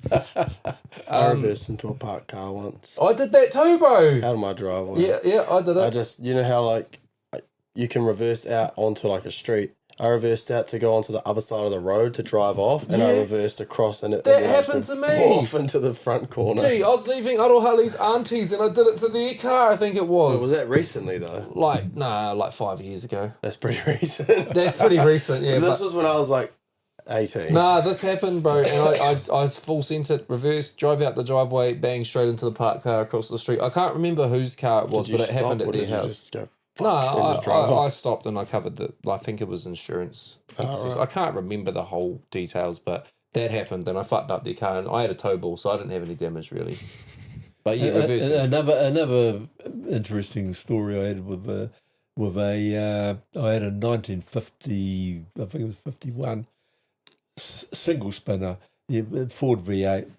You got the ones in the front with one spinner, and then you got them with two spinners, twin spinners, and single spinner. This was a single spinner. It's a V8. Anyway, we had a job up Haildwood by the substation there, cutting gorse, and we had to do a chain either side of the power lines, working under the power lines, just to stop the fire hazard and that sort of thing. We had to cut the gorse and whatever. Anyway,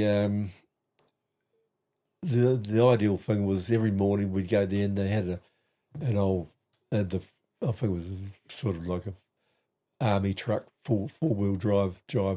Used to cut the fire breaks. Anyway, me and my mate, Wayne Meyer, I picked him up to take to work, and we was a bit late this morning catching up with the truck, and it had already gone. So I thought, bugger, I'll take the V8 up there, it'll do that. So up the fire brakes, I went with the bloody V8, and I got up to the works. I got up to the work site with a piece of cake, the old V8 going up the fire brake, and it parked up, and everybody was looking, scratching their heads, wondering how the hell did I get up here? Just a V8. Anyway, it was just as well I did, because my mate, he was doing some chopping, he put the axe into his foot. Oh. And he didn't want to take the gumboot off to have a look or anything like that.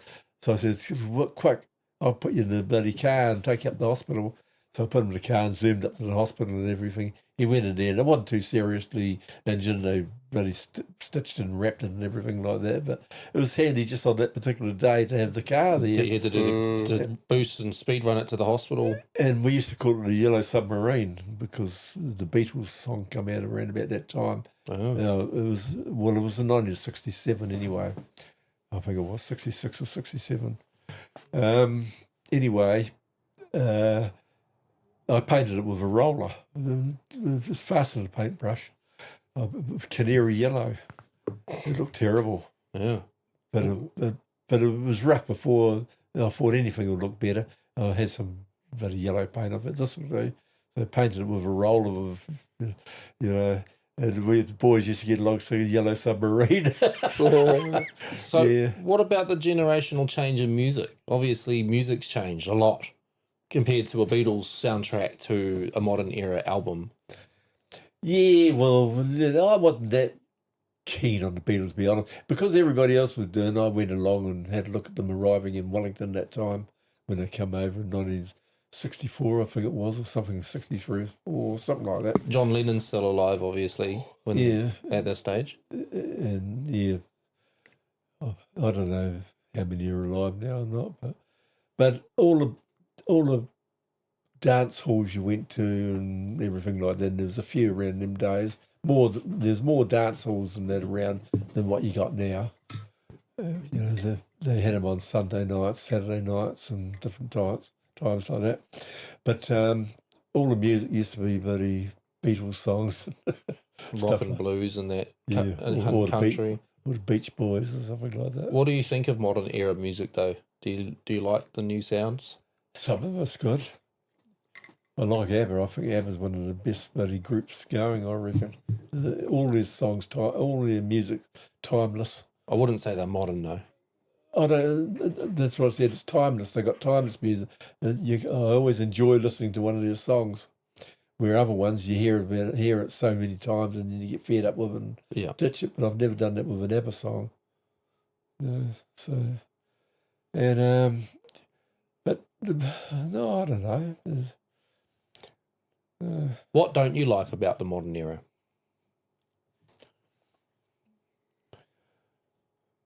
Well, I don't like how it's really turned into a nanny state, too many rules and regulations. I mean, they, under the pretext, they reckon they're protecting you and all the rest of it, but there's too many rules and regulations now, Like, this, going back to when I was driving, they didn't even have seatbelts in cars or nothing like that, and didn't have drink driving rules and all that sort of carry on. Everybody enjoyed life.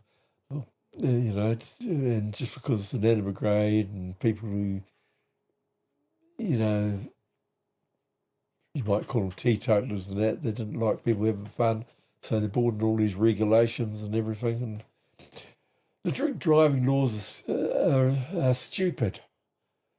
I say that because what it should be the individual's capacity more than one thing suits all. One rather than a blanketed approach, it should be individualised. Yeah. Like one person can have one jug, and they get tiddly on it, or another person can have 3 jugs and not worry them at all. You know what I mean? There's a wide gap, and so that one person who can have 3 jugs, if he had 1 or 2 jugs and he's perfectly all right, he's perfectly all right to drive and everything like that. But like the straight line test, walk on the straight line. Yeah, that's how we used to do it in the old days.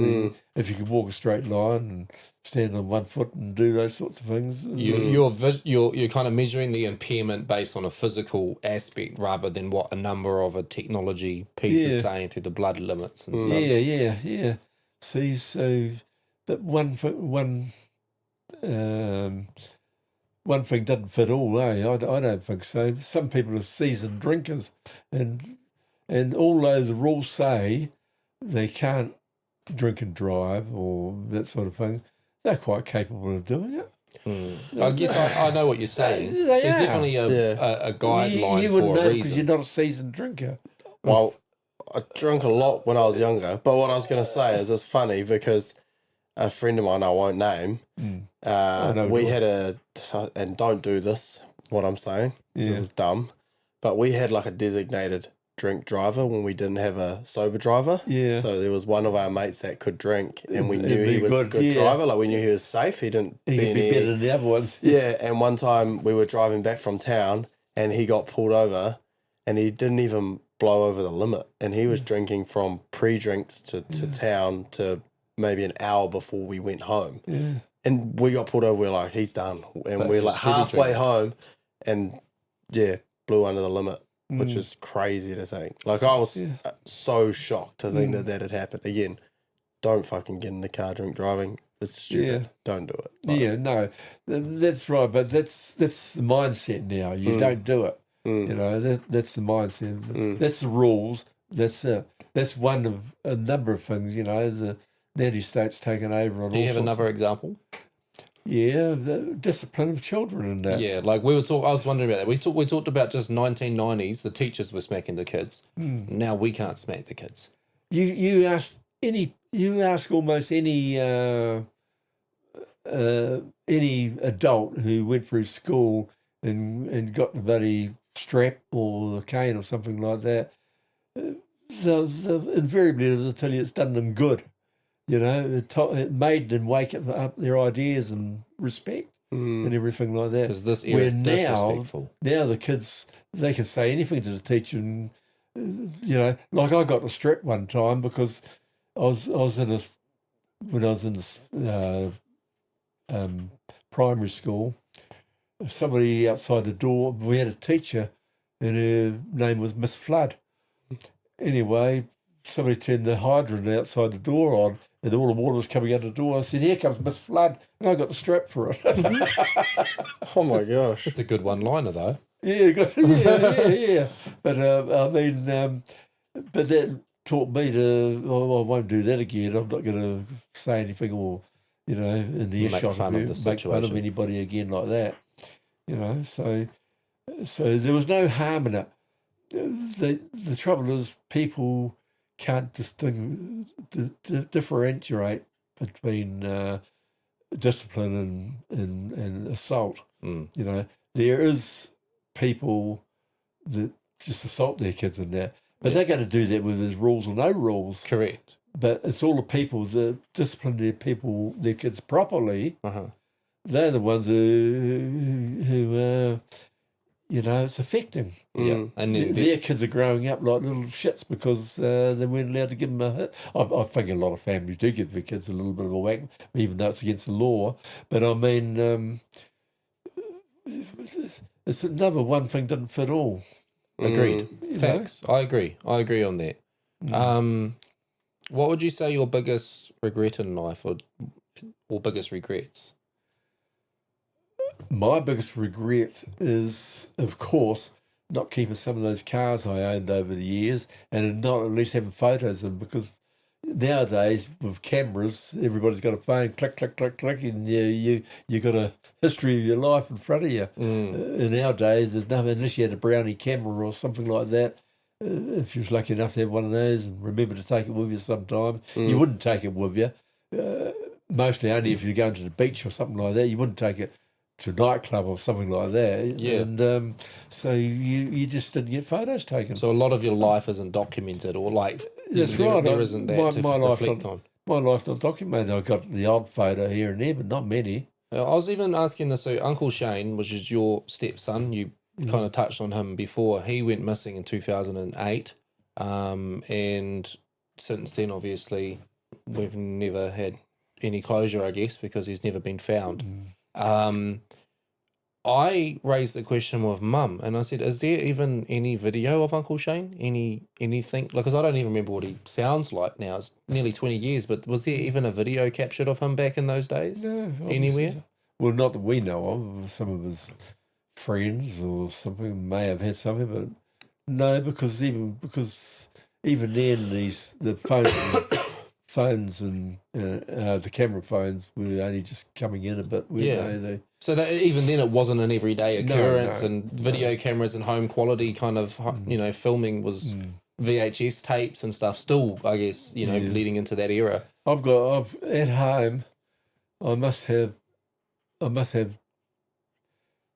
pretty close to 1,000 VCR tapes. You know, most of them are Western now because your grand like Westerns. I used to record Westerns for him and that sort of thing, but a lot of them are bought ones too, you know. So we've got hundreds of tapes.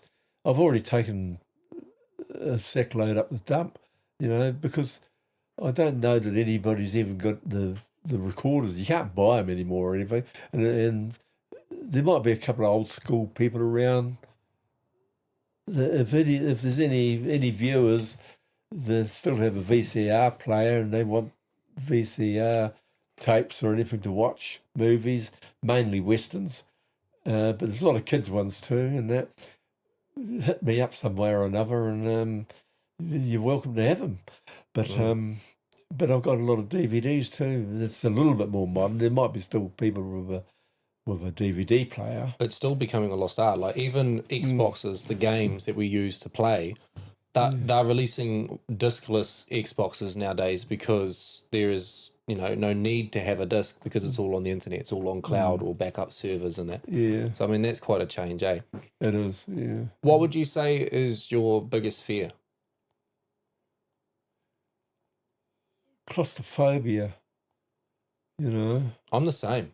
Like if I was in bed and somebody come put the covers over and sat on top of me or something like that, I'd hate Shania's that. like that too. I'm like that too. And Shania hates it. Warriors like that, and it's actually apparently a genetic thing as well. Straight up, I can't even, like, if Nia's under the blankets, because I get hot, I sit on top of the blankets. Yeah. I have to pull the sheets and blankets out the way, and, like, I can't even in bed, like, if I'm lying there and she's cuddling me to the side, sometimes she likes putting her legs up, but it's too hot. So I want to put my leg up, and she puts her legs in, and then I put my leg down. But it's just it's too much. Freaks her out. If I like just randomly go and like jump on her and give her a cuddle or something, if I'm on her for too long, she starts freaking out. Same for me, bro. I have a moment and I switch and I'm like, fuck, I need to move. Get off me. I can't move. I start panic attacking. Layla's the same. I'm panic attacking like that too. I can't sleep with the bed tucked in No, because it's too like tight that. for me. I set it on fire with fire. Biggest fear used to be getting buried alive, and now it's getting trapped in a box. Literally, I used to have nightmares of getting buried alive because that was my biggest fear, because you wouldn't be able to move. You'd be stuck. Well, as kids, we used to have a double sheet on our bed, but it was folded over, so top and bottom. As kids, we used to have that situation. Yeah, and so you're trapped in it. Yeah, you're trapped in it. Yeah, it was like I used to have to sleep on the couch at Auntie Linda's when I was a kid, and I'd sleep on the duvet, and then you'd have the other part of it folded over, and that used to make me feel stuck. But I'm the same. I react. I can't handle claustrophobia. I can't. So you must have given that to us. Probably, I don't know. But it is somewhat genetic as an instilled mindset fear. Yeah. It's apparently genetic, because we noticed it with Warrior when he was in his thingy. Yeah. He always wanted to starfish. He didn't like being swaddled or whatever it's called. He wanted his arms out and he would struggle. Layla did the same thing. That's why we have those open swaddles for sun. Yeah, So he starfishes. Yeah. So I said to Arohale, I was like, he doesn't like that. He's claustrophobic. I knew, because I knew I felt like I knew what he was thinking, how he was feeling and reacting. And it's to this day, I can, I know he's the same. He doesn't like not being able to move. We don't grow out of it, I'm sorry. Oh. Yeah, don't think you're going to be, when you're 60 or 70, that you're going to grow out of it, because you won't. But I don't mind elevators in that, because I can move. People go, I'm so claustrophobic, I can't go in an elevator. Yeah, I don't either. Gran never used to like elevators. I don't mind. She'd rather go up on the stairs, and I used to go up in the elevator. I'll see you later when you get there, but I don't mind the is your phone ringing? I don't mind. Yeah, it is. I don't mind the elevators and the trapping and stuff, but I don't like anything that's tight spots or anything to do with like water.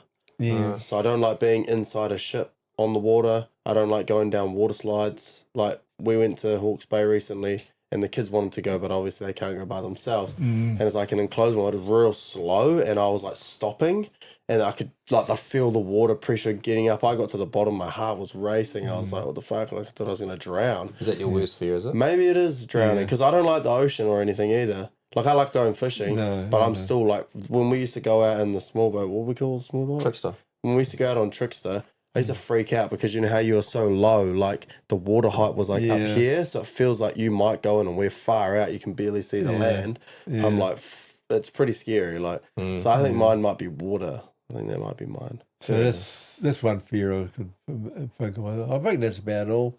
Yeah, I don't have other fears. If someone is in front of me with a gun or something wouldn't worry me. I'd just be thinking in my mind, how can I disable a person? That sort of thing, Or if they're going to shoot me, hopefully I just die. Yeah. You're very go with the flow. Yeah. I can vouch for that. What's a piece of advice that you'd give to me as your grandson? Just turned 30. Wow, I think I've already given you all the advice over the years. Something new. I've got one that you could tell them. No, you can just stay true to yourself. That's all you can do. But just stay true to yourself and just go with the flow like I do. I've always gone with the flow. I don't really let things worry me. I'm not an emotional person. I don't show emotion. No. You don't, and you've said that because your childhood potentially. Yeah, potentially because of my childhood growing up. Yeah, I guess so. Do you feel the emotion when you go home though, No, or is the emotion just absent? it's just absent. Yeah, I don't have emotion. Isn't that psychopathic? I'm not a psychopath. I don't know. Bloody hell. That's how that kind of happens. But I'm the most easygoing person you'll ever meet in your life. yeah, no facts. You can get along with anyone. I bring anyone home, and you're their granddad. Yeah. I was going to say the one that you could tell them is never trust a fart. Yeah. Generationally. Oh, no. There's merit to that because by experience, no, particularly when you get older. So when you get up, if you get to your 70s, all right, Dylan, that's when you really don't trust a fart. Well, he already can't trust one. So imagine what he's going to be like at 70. Yeah, My but 20s were a bit iffy, eh? Pretty bad. I would cut back on all this bloody hot chili stuff and that. That is no good for your system. You might want to. You get a sense of bravery or something being able to have that sort of shit, but it's no good at all for I you. think it gives you ulcers and One shit. chip challenge, I will never recommend that shit. That was insane, okay? Yeah. And I might repost that. It's been timely, about a year now. But one chip challenge was a bit handy. But spicy foods in general, the really hot, I a go lot and of get people Indian die hot. from having it. You know, it'll affect them. Yeah, the one chips, I wouldn't do that again. But just the standardized, like Indian hot butter chicken, like that's how I want my shit because I think it's the nicest. I prefer the flavor of spicy. I think it enhances like a salt. I used to have a weak stomach when it comes to Indian stuff. When I used to do deliveries, like when I worked for Dairy Lee and that, I'd go into an Indian shop and it just stunk of bloody curry or they're cooking something in the back room and I'm trying to hold my breath and half reach it and then get the sort done quickly and get out of there. You know, I really, it's not a flavour I like smelling too much. Do you look forward to our Buy Day Fridays each week? I do look forward to that, Buy Day Fridays. Because you're talking about takeaways. They were kind of absent from your life You as know a what child. I like about it most? Mm. It means I don't have to cook something for myself. I Well, like it too. you get to hang out with us for a bit as well. Yeah, oh yeah, of that course. part. Well, we would hang out with you if you didn't feed us as well. Yeah. But For anyone behind the scenes tuning in, Buy Day Friday is our weekly routine where we grab dinner for everybody and I shout Gdad something which was almost like a conversation each week. Where are we going? There's so many different options. He puts in his order and we bring it back for him. well, you used to come to my place for a meal every was it Wednesday? Wednesday on from the time you could leave home, you know, like 4 years old or something like that. Yeah. And right up until you're in your 20s. Yeah. And I remember one of my favourite dinners being chicken nuggets and mashed potato. Chicken Or nuggets. some beach, what's it called? I used to do butter sausages. Butter sausages. I do that still, but we'll do it on mashed potato, eh? Yeah. Just sausages, butter chicken sauce, and mashed potato. Yeah, That was actually that good sort for of you. thing, yeah. Um, I used to make American hot dogs for the kids because it was quite easy to do, you know. And it was good, and I made them all one night, and they all sitting there eating them, just started eating them. Then Shania pops up and says, do you know what these are made of? You know, and she rambled off how they're made. And everybody threw their bloody dinners away and wouldn't eat anything. yeah, She does that still. She still does it. yeah. I think she's kind of instilled it in me. It's like she keeps telling me about calories and stuff like that. So I'll be like, I think it happened on the weekend. They pulled out the burger sauce for the Big Mac tortillas or whatever we had. What was that? Is that what they were called? burger sauce, yeah. Yeah, and she pulled out the burger sauce, and I was like, did you guys know how much calories are in that? And then I thought straight away, I was like, why am I saying that? You're becoming your wife. Yo, like straight up. But she does that though. But true, that's another thing that we didn't have in my era, is the processed foods. Preservatives, sugars, Excuse me. Might be why people I love got a it. cough, I just got... artificial flavourings. Yeah, haven't got a cough. They never had any. They didn't have artificial stuff. You know, it was all just proper food. You know, all this processed stuff you get in the supermarkets now, and they wonder why everybody's overweight. You know, it's just rubbish. It's not good for you, but it's easy. You know, it's just easy to go and buy that, and rather than proper food. Mm-hmm. because proper food's too bloody dear now anyway. I think everybody's kind of leaned on convenience too much. One of my final questions, I guess, with the era that we're in now, technology evolving to the point that it has, you can see what AI is doing and how it's kind of taking over. Yeah, now you can't believe what you see now anymore. Now everything is flooding internet now. It's flooding YouTube. The news sites are starting to report the fake news ones, eh? Yeah. So they're like, AI news is getting shared and the whole country's all of a sudden Yeah. thinking it's real. All made up stories. I think those people that continue putting on fake stories, like about the war in Ukraine and all that sort of thing, they put it on YouTube. They should be banned. Their accounts should be banished because they're putting on obvious rubbish. Yeah. That's nowhere near true. But you can't control it. There's too much to monitor. There's too much independence and opinion comes into the fact. And the tools are there for free, accessible by everybody, and they utilize them for the wrong reasons. If you went on YouTube and said something wrong, they'd soon ban you, as they have done. Yeah, but in terms of incorrect facts, it becomes a blurred line because, I mean, the media in general spreads lies. Yeah. It's just a part of being online. Yeah, and people just advance on it. They really add to the story and, Yeah. Imagine the use of AI when the scammers and the thieves and that start utilizing it even more so and stealing identities with it. And it's getting so you just don't, but they aren't clever enough. A lot of it you can see it's AI and they make a mistake in the editing of something and you can see it's AI straight away. But some people are quite good at it, and as you're wondering, but no, I think most of the videos you see, when you scroll through Facebook, or YouTube or Facebook, most of the videos you see are AI generated ones now. and the photos. And it's early And the stages. photos. So the stuff that you're saying where it's a little bit off, another 10 years down the track, they're going to advance and they'll fix that. And it'll be even more harder to notice, I think. Yeah. And I think it's going to come in strongly in the world of crime, misinformation. The world, I think, is in a state of a bad thing approaching with the evolution of AI. There is going to be troubles on the horizon. Nana Ethan always falls for the fake videos. I know, She yeah. sends them in the animals with the kids and yeah, stuff. yeah. And And I'm it's like, like- man, that's not real. Yeah, that's AI, that's not really it. Like those gorillas beat The up gorilla. lions. and Yeah. There's some fuck shit. But what do you think? We're in the year 2026. What do you think the year 2050 is going to look like? Wow. Fortunately, and I say that, and I mean it, fortunately I won't be around to see that. But I actually do feel sorry for young ones being born now because, not only that, in the 1950s, there's this bloody giant comet, almost like an asteroid out there. They're trying to deal with it now to try and change its course. It's projected to head towards the Earth to the magnitude like got rid of the dinosaurs. Oh, I did see something about that today, I think, actually. Did you? Yeah. And it probably will happen. And another thing that's going to happen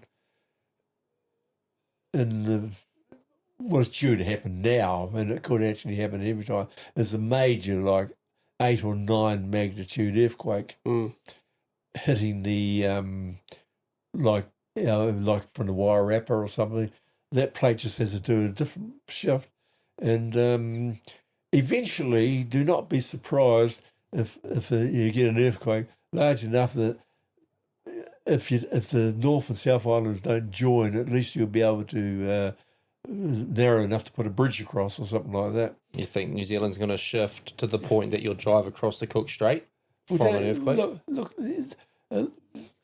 have you not read on the internet about the earthquakes, like the Wellington one? I have. It's a Yeah, thing that they've said is a percentage of a chance. The harbour used to go up by the Parliament buildings up towards there. In the old days, it's all reclaimed land. I try not to read too much of that shit because I'm a warrior. Yeah. Not a warrior. A warrior. I'm a warrior. Yeah. Thank you for clarifying. You know what I mean? So I freak out if I read too much shit. I get it all the time though. It's like the just internet reads my mind, and it's like, if you have these symptoms, you have cancer. I'm like, fuck, maybe I have cancer. Yeah. You know what I mean? So I try not to read too much about We're that Wellington stuff. Airport and all that. There used to be under water at one time. It used to be the ocean. All around Miramar Peninsula around there used to be all underwater. True. And the Hutt Road going from Petone to Wellington, there would only be a single cart track going around there until it all raised up and they were able to build the highways and that. True. Well, look at Kaikoura, that's come up out the ground a bit more. Every time there's a major shift in the plate, we get lifted up further and further. So it's going to happen, and I don't know if it'll happen in my time, but it will happen, and people need to just be a little bit, your fathers and mothers, they're prepared for it. I guess we all are now because They're stocked up on we everything. realised we that with have the as storm well, we just had, we were pretty prepared for that storm. If the power went out, we had all our lights and everything. We were good to go, power banks. You know, people don't do that. They don't stock enough. Like tin things and that last for years. Well, you know, you can. You don't have to keep the same ones in there. Buy another one and take Keep one those, out. And yeah. keep Have an emergency recycling, plan. But everybody should have a supply. Some people can't afford it, but everybody should have a supply somehow or another, so they can actually look after themselves if things turn to custard. Eh? I dip into mine. Like I get the toilet paper out of our emergency stock sometimes in the shed or water because I've ran out of water. We have waters and tin foods and stuff like that. Toilet paper's not, but people make too much of a fuss about that. I mean, as long as there's trees with leaves, you'll never suffer from. Try telling that to people in the COVID era. I got kids, I got a baby, so I got shitloads of wipes. I prefer toilet paper. Yeah. I got heaps of boxes of wipes, so I'll be alright. You have to make sure you use it before they grow out of them, though. Do you believe in global warming?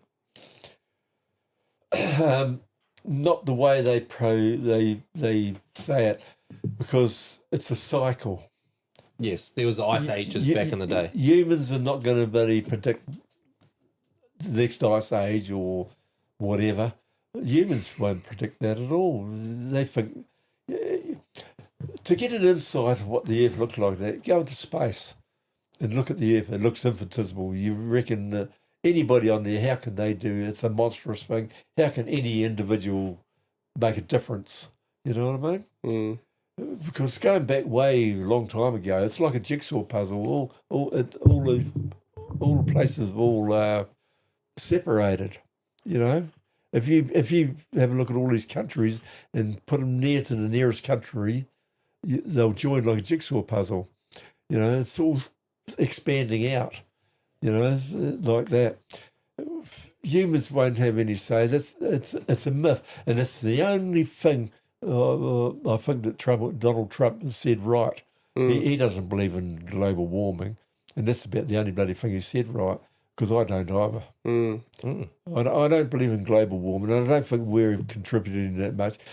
And it used to be worse in the 1920s and 30s and that. You know, when there's these locomotives, all that coal and that smoking everywhere and this, that and the other. It's all been tidied up. We don't do all that now. But there's a lot of other things that we substituted and put in there in its place, though, the factories and... They've got too carried away with plastic. Plastic is just, they've got too carried away with plastic. Too much plastic. Yeah, there's too much plastic, you know.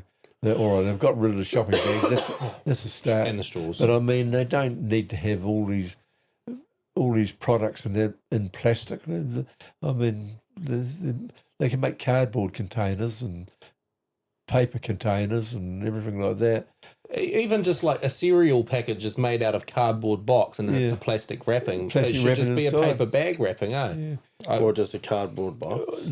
Or just put it in the cardboard box. Probably goes stale faster though, but if it had a paper bag inside it. It wouldn't if they sealed the box properly. If they sealed the box properly inside there, that would suffice. I've still not worked out why they haven't made sealable chippy packets. Like you open the chippy packet, you should be able to reseal it at the top. I've got to put a peg on it. Yeah. That's a cool idea. Well, why haven't they, eh? I think it's just so people eat it all in the one go. Yeah. I do. Yeah. Make it your mission, eh? Well, I got one sitting in the cupboard, and I just fold it over and then put a peg on there to seal it and put it in the cupboard. And get back into it and have some more snacks later at midnight. Exactly. Gdad, is there anything that you want to leave our viewers with? How can I leave the viewers with?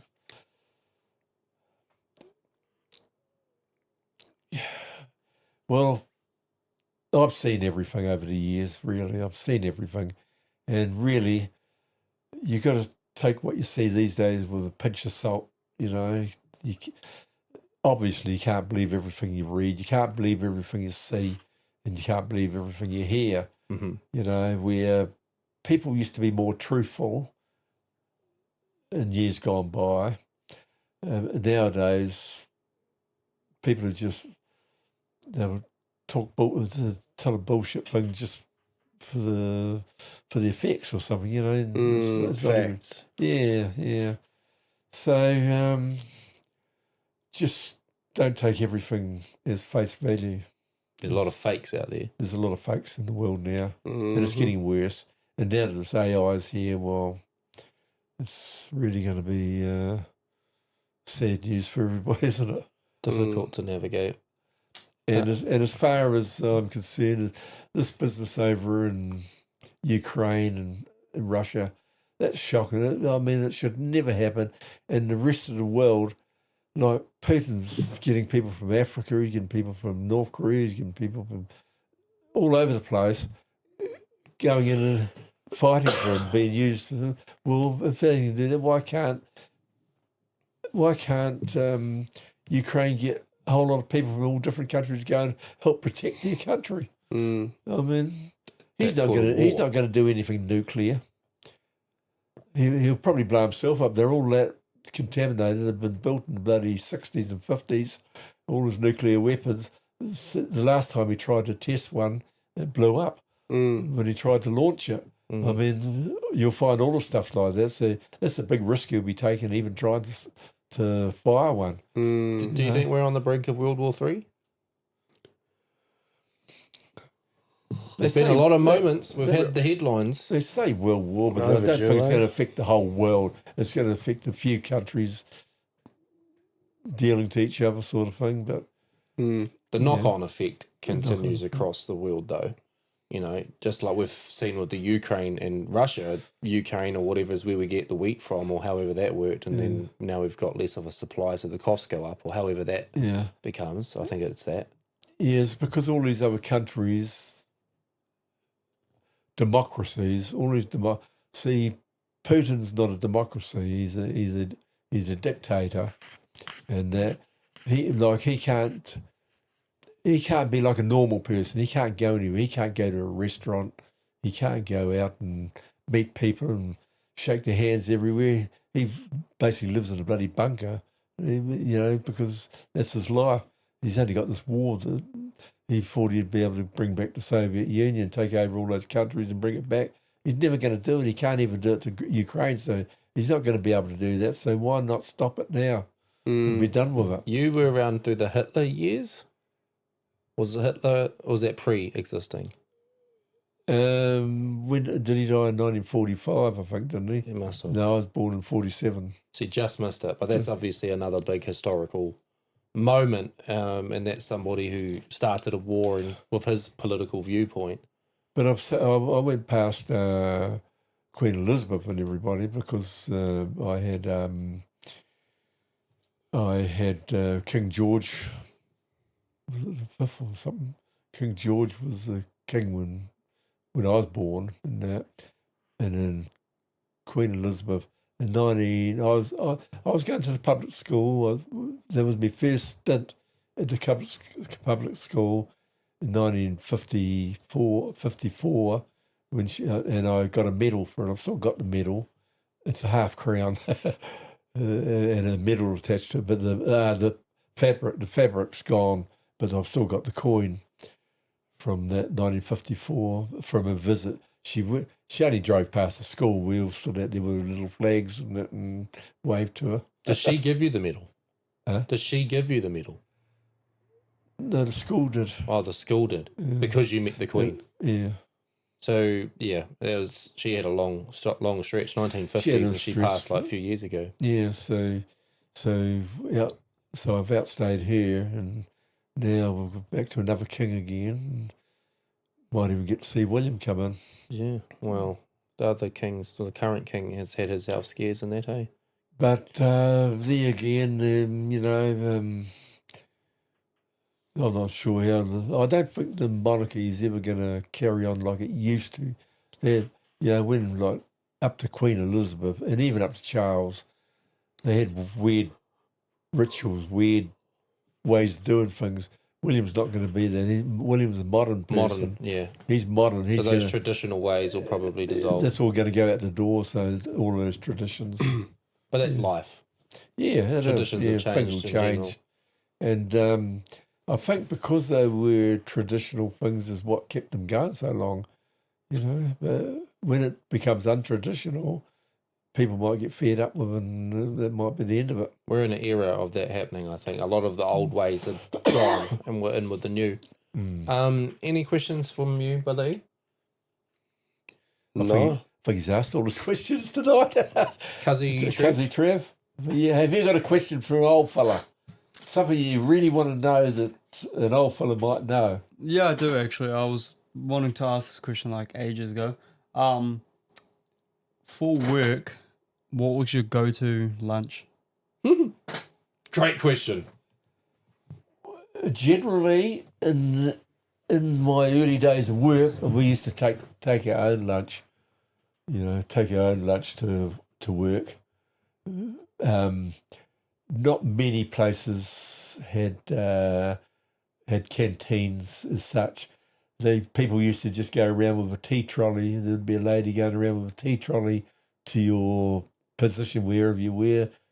Do you want tea, coffee, sugar, la-di-da? That was it.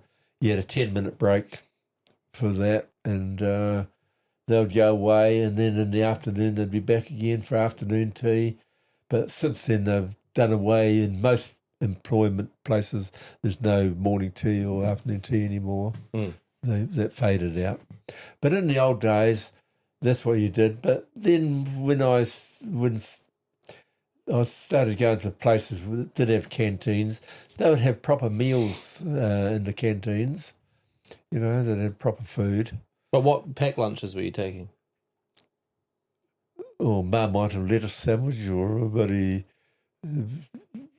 cheese and onion sandwich, or something like that. Well, keep you busy, yeah. Yeah. Well, in the first place, my mother used to make them. I used to work night shift, and that was, I've worked about 8 years, 12 hours a night, every night.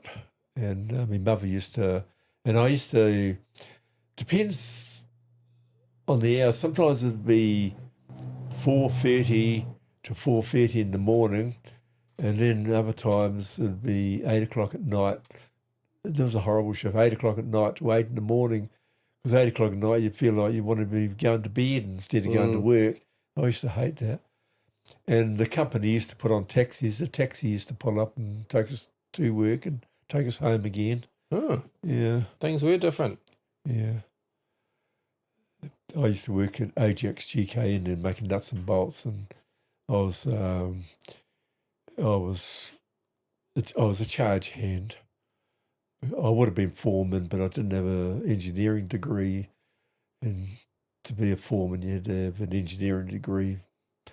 Otherwise, I would have been foreman, because I knew every job, every process at the place. I was only one of two people that knew every bloody job in that place. You've had a long life, a lot of experience, a lot of jobs. I've had a lot of jobs. I've had a lot of jobs. Motor factories, breweries, truck driving, and like scrub cutting and things, shoveling the streets, and making all sorts of components, like Federal Springs, making springs for cars and that, or upholstery companies making upholstery for bloody cars, and there was a lot of work involved. When the factories shut down for motor companies. There used to be about 5 of them in the Petone, Seaview, and up as far as Upper Hutt. There used to be about 5, at least. Oh, I've got hiccups now. At least 5 motor companies. There was a big loss when they went, because when they lost, it wasn't all just the jobs. The jobs went, but it was all the other businesses scattered around that supplied things for these motor companies, parts and things like that, and whatever. The knock-on effect. The knock-on. There was the bigger companies starting to come and set up shop and stuff, right? They thought it's good. See, New Zealand's got to the stage. This is another thing that the future's. The government sells off everything, any asset it's got, like the railways and water things. They sell off all these assets, and they're not getting money. They're not getting the same money as they were getting for them. See, all these companies are shutting and going overseas and everything like that, and we're not doing enough production to keep the country going, to keep employment. If you go to get a job now, you got to go and work in a shop or something along those lines. All the industrial jobs are gone. We're outsourcing and going exporting our best just shit because too. it's cheaper to make it in another country than go over there and do it. Yeah, and exporting our better meat and that, because obviously they make more money doing that. Even the gear meat companies are shut down. Petone, Longburn, all the places that that processed meat, they're shutting down. It's only getting worse. Well, we're getting more population, but there's not going to be the work for them. Yeah, but there's more demand. Yeah. So that's why they go and use the outsourced bigger companies, which, I know what you're saying. Gdad, one final question. What do you think of the Making a Statement podcast? Oh, it's a great system, isn't it? Really. I'm really proud of you for establishing this, because considering you're not making anything out of it, it costs you more than it makes. Yeah, look at that. Jar. Yeah, it costs you more. You get a guest in here, instead of paying the guest to come, you got to pay for them. Yeah.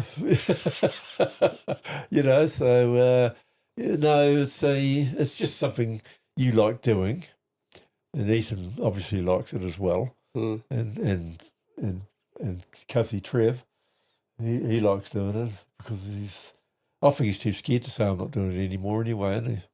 No, I think we've got him for life. Have you got him for life? He'll get upgraded from apprentice to something else one day. Well, why don't you sort that batch out there, take the toilet out of it, and then put a bed in there, and he can live here. We tried that. Oh, you tried that? Yeah, that's where he was going to move, but then he got a house. A house suited better than a bedroom. Oh, yeah, fair enough. Yeah. But thank you, Gdad. But no, it's a marvellous thing. And a lot of people are coming on here and being able to tell their story.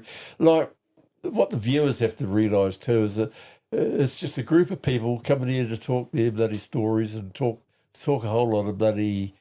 Some stuff might be interesting to viewers and some might not be, but everybody just comes in, has a chat like they would if you were sitting up the pub. Yeah. Yeah, breaking the stigma by just having open conversation. Yeah. And I just want to shout out all of our viewers and anybody that's made it to this point. We salute you. Thank you for supporting us, tuning in every single week. Our core audience, we see you, we feel you, we hear you. Stay tuned. Keep liking, commenting, sharing, engaging. We appreciate you. Thank you. Yeah. So, what's your favourite episode so far? Sorry, I said final question, but just off the back end of what you just said. Next to this. Next. I like that. Oh no, they've all been good. They've had me glued to the television. Some of these ones, the last, I think the last 4 on end have had me glued to the set. They've got more and more interesting as you go. It's a pretty good stretch. Yeah, they're good. Well, you're going to be glued to yourself this coming. I'll be glued to myself and see what an idiot I am next time. Yeah, you would have been going back on it like, I wish I said this and what about that? And we'll probably invite you back on one day in the future. Probably, yeah. Like my first time I was on the very first episode. One of the very first. One of the very first episodes I was on, and but it was just, an hour before going on there. Granddad, can you come on and take a place for someone? As I'm here today, I'm only taking the place of somebody that cancelled out one night. Yeah, well, a little bit more notice. We this kind of time. had you teed up anyways. It was just Yeah. this person's pulled out, so we're like, you might as well come. But I know the format a lot better now. The very first time I didn't know what the format is and was doing questions and I ended up getting waxed. Yeah, we're going to bring those back. We were thinking about it tonight, but I think we ran too late. But the 21 questions will return. If you don't know what that is, go check out our channel. What are you grateful for, Gdad, this week? I'm grateful to myself for fixing my bloody fence and being able to let the dog out in the yard and where I wasn't able to be, and I'm also grateful for my grandson for buying me buy day Fridays and for even when my fence I put a post on on what is it called? Facebook. Facebook. I put a post on there. Within a minute, Ethan was on there. What's happened to your fence, Grandad? We'll be around in a minute. I'll bring the boys. Here we go. and I was all ready to just leave it for a few days till the winds died. Yeah, I think I was on a mish, because my fence had just gone, and then the neighbour's fence gone, and me and your dad were out there fixing that fence. And then I was like, fuck, we can't leave it like that. It's just going to make it even worse, or it's going to be dangerous. So I was like, we'll just go take it down at least. Yeah. Well, we got that done. And I didn't know you were doing your fence. Otherwise, I had today off and I would have tried to come and help. But I was also trying to help Dad fix his gate. I knew all you guys would be busy. I knew you were all busy. I knew you were going around to help your father with the gate and everything like that. So I thought, well, I won't bother anybody. I'll just plod on by myself because I'm quite capable of doing things. I'm not geriatric or anything. But we're never too busy. We're never too busy, Gdad. I know, but I thought, well, no, I'll do it. And as far as I'm concerned, I did given the circumstances, and I had to invent how I could do it all, and I think I did a good job. Yeah, well, the photo looked pretty well done, so well done, Gdad. So it's all put together. I said to the neighbour, I said, well, I don't know, I just want it patched up because, when the house sells after somebody else can put a new fence line around there. Trev, what are you grateful for? My bed. Your bed. I'm tired. Facts. Fair enough, Trev. What are you grateful for? Do you want to know what's funny? I'd be I was great. going to say the same thing. Really? Bro, I'm tired as. Yeah. Just because I don't normally stay up late, and all weekend we stayed up at least to midnight. Yeah. All weekend. I'd be grateful to the person who comes and shares it with me. No. Gdad. Viewers? Gdad. Trying to put the plug. My reasoning was because I got home and I had stripped the bed.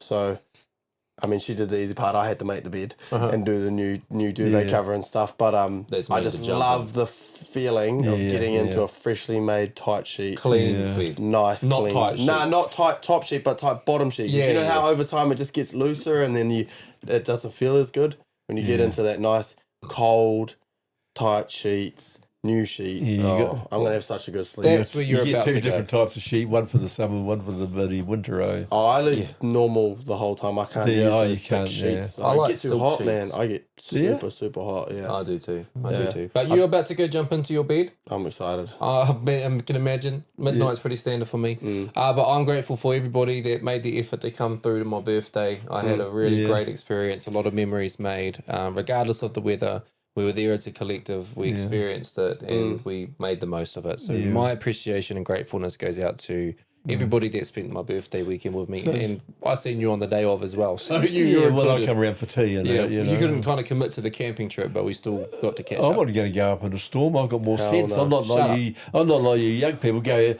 camping in a storm. Do you know the worst part about it for me was I was saying for days, nah, I'm not going. Nah, I'm not going. And I was like, come on, we already paid for it. We might as well go. We went up there, and then the whole time we were there, she's like, I'm going home. I'm leaving you here. That's right. I was like... There was not a moment that Shania would have liked. There's not a moment. She would have been happy to keep the money. Don't worry about it. I'm not going there. Are you glad you went? Yeah, I think once, she was the same. Once we had that, we went into town, me, you and Finn, and got the gazebo, the big gazebo. We put all the walls up and stuff. Once that was there, she was happy because we were protected. But before that, we just had two little, like 2 meter by 2 meter pop tops, and we're all trying to huddle The underneath rain's coming that. from every The direction. rain's dropping between them, so you're getting wet, and everyone's getting wet, And and grass is flooding and mudding. Drink, just look at it. Yeah, have a big gulp, Gdad. We'll see you out. But this is Making a Statement podcast, www.makingastatement.co.nz. You can check out our gears. We got the Breaking the Stigma message on the t-shirts and the mask gears as well. The bro's wearing our Foxton shirt as well, so we rep that loud and proud. That's our hometown. If you want to come on to our podcast or you know somebody, please reach out or leave us a comment. Outside of that, like, subscribe, and share. We'll be back next week with episode 26 every Sunday at 8 p.m. This is me, Dills, over and out. Cuzzy DJ TJ signing off, and Brother E. bye. I'm Ethan. Gonna happen as fire but fighter, ain't nobody putting it down. I'm holding it down, no common grounds. I'm making a statement, is the way to claim that you're running the town.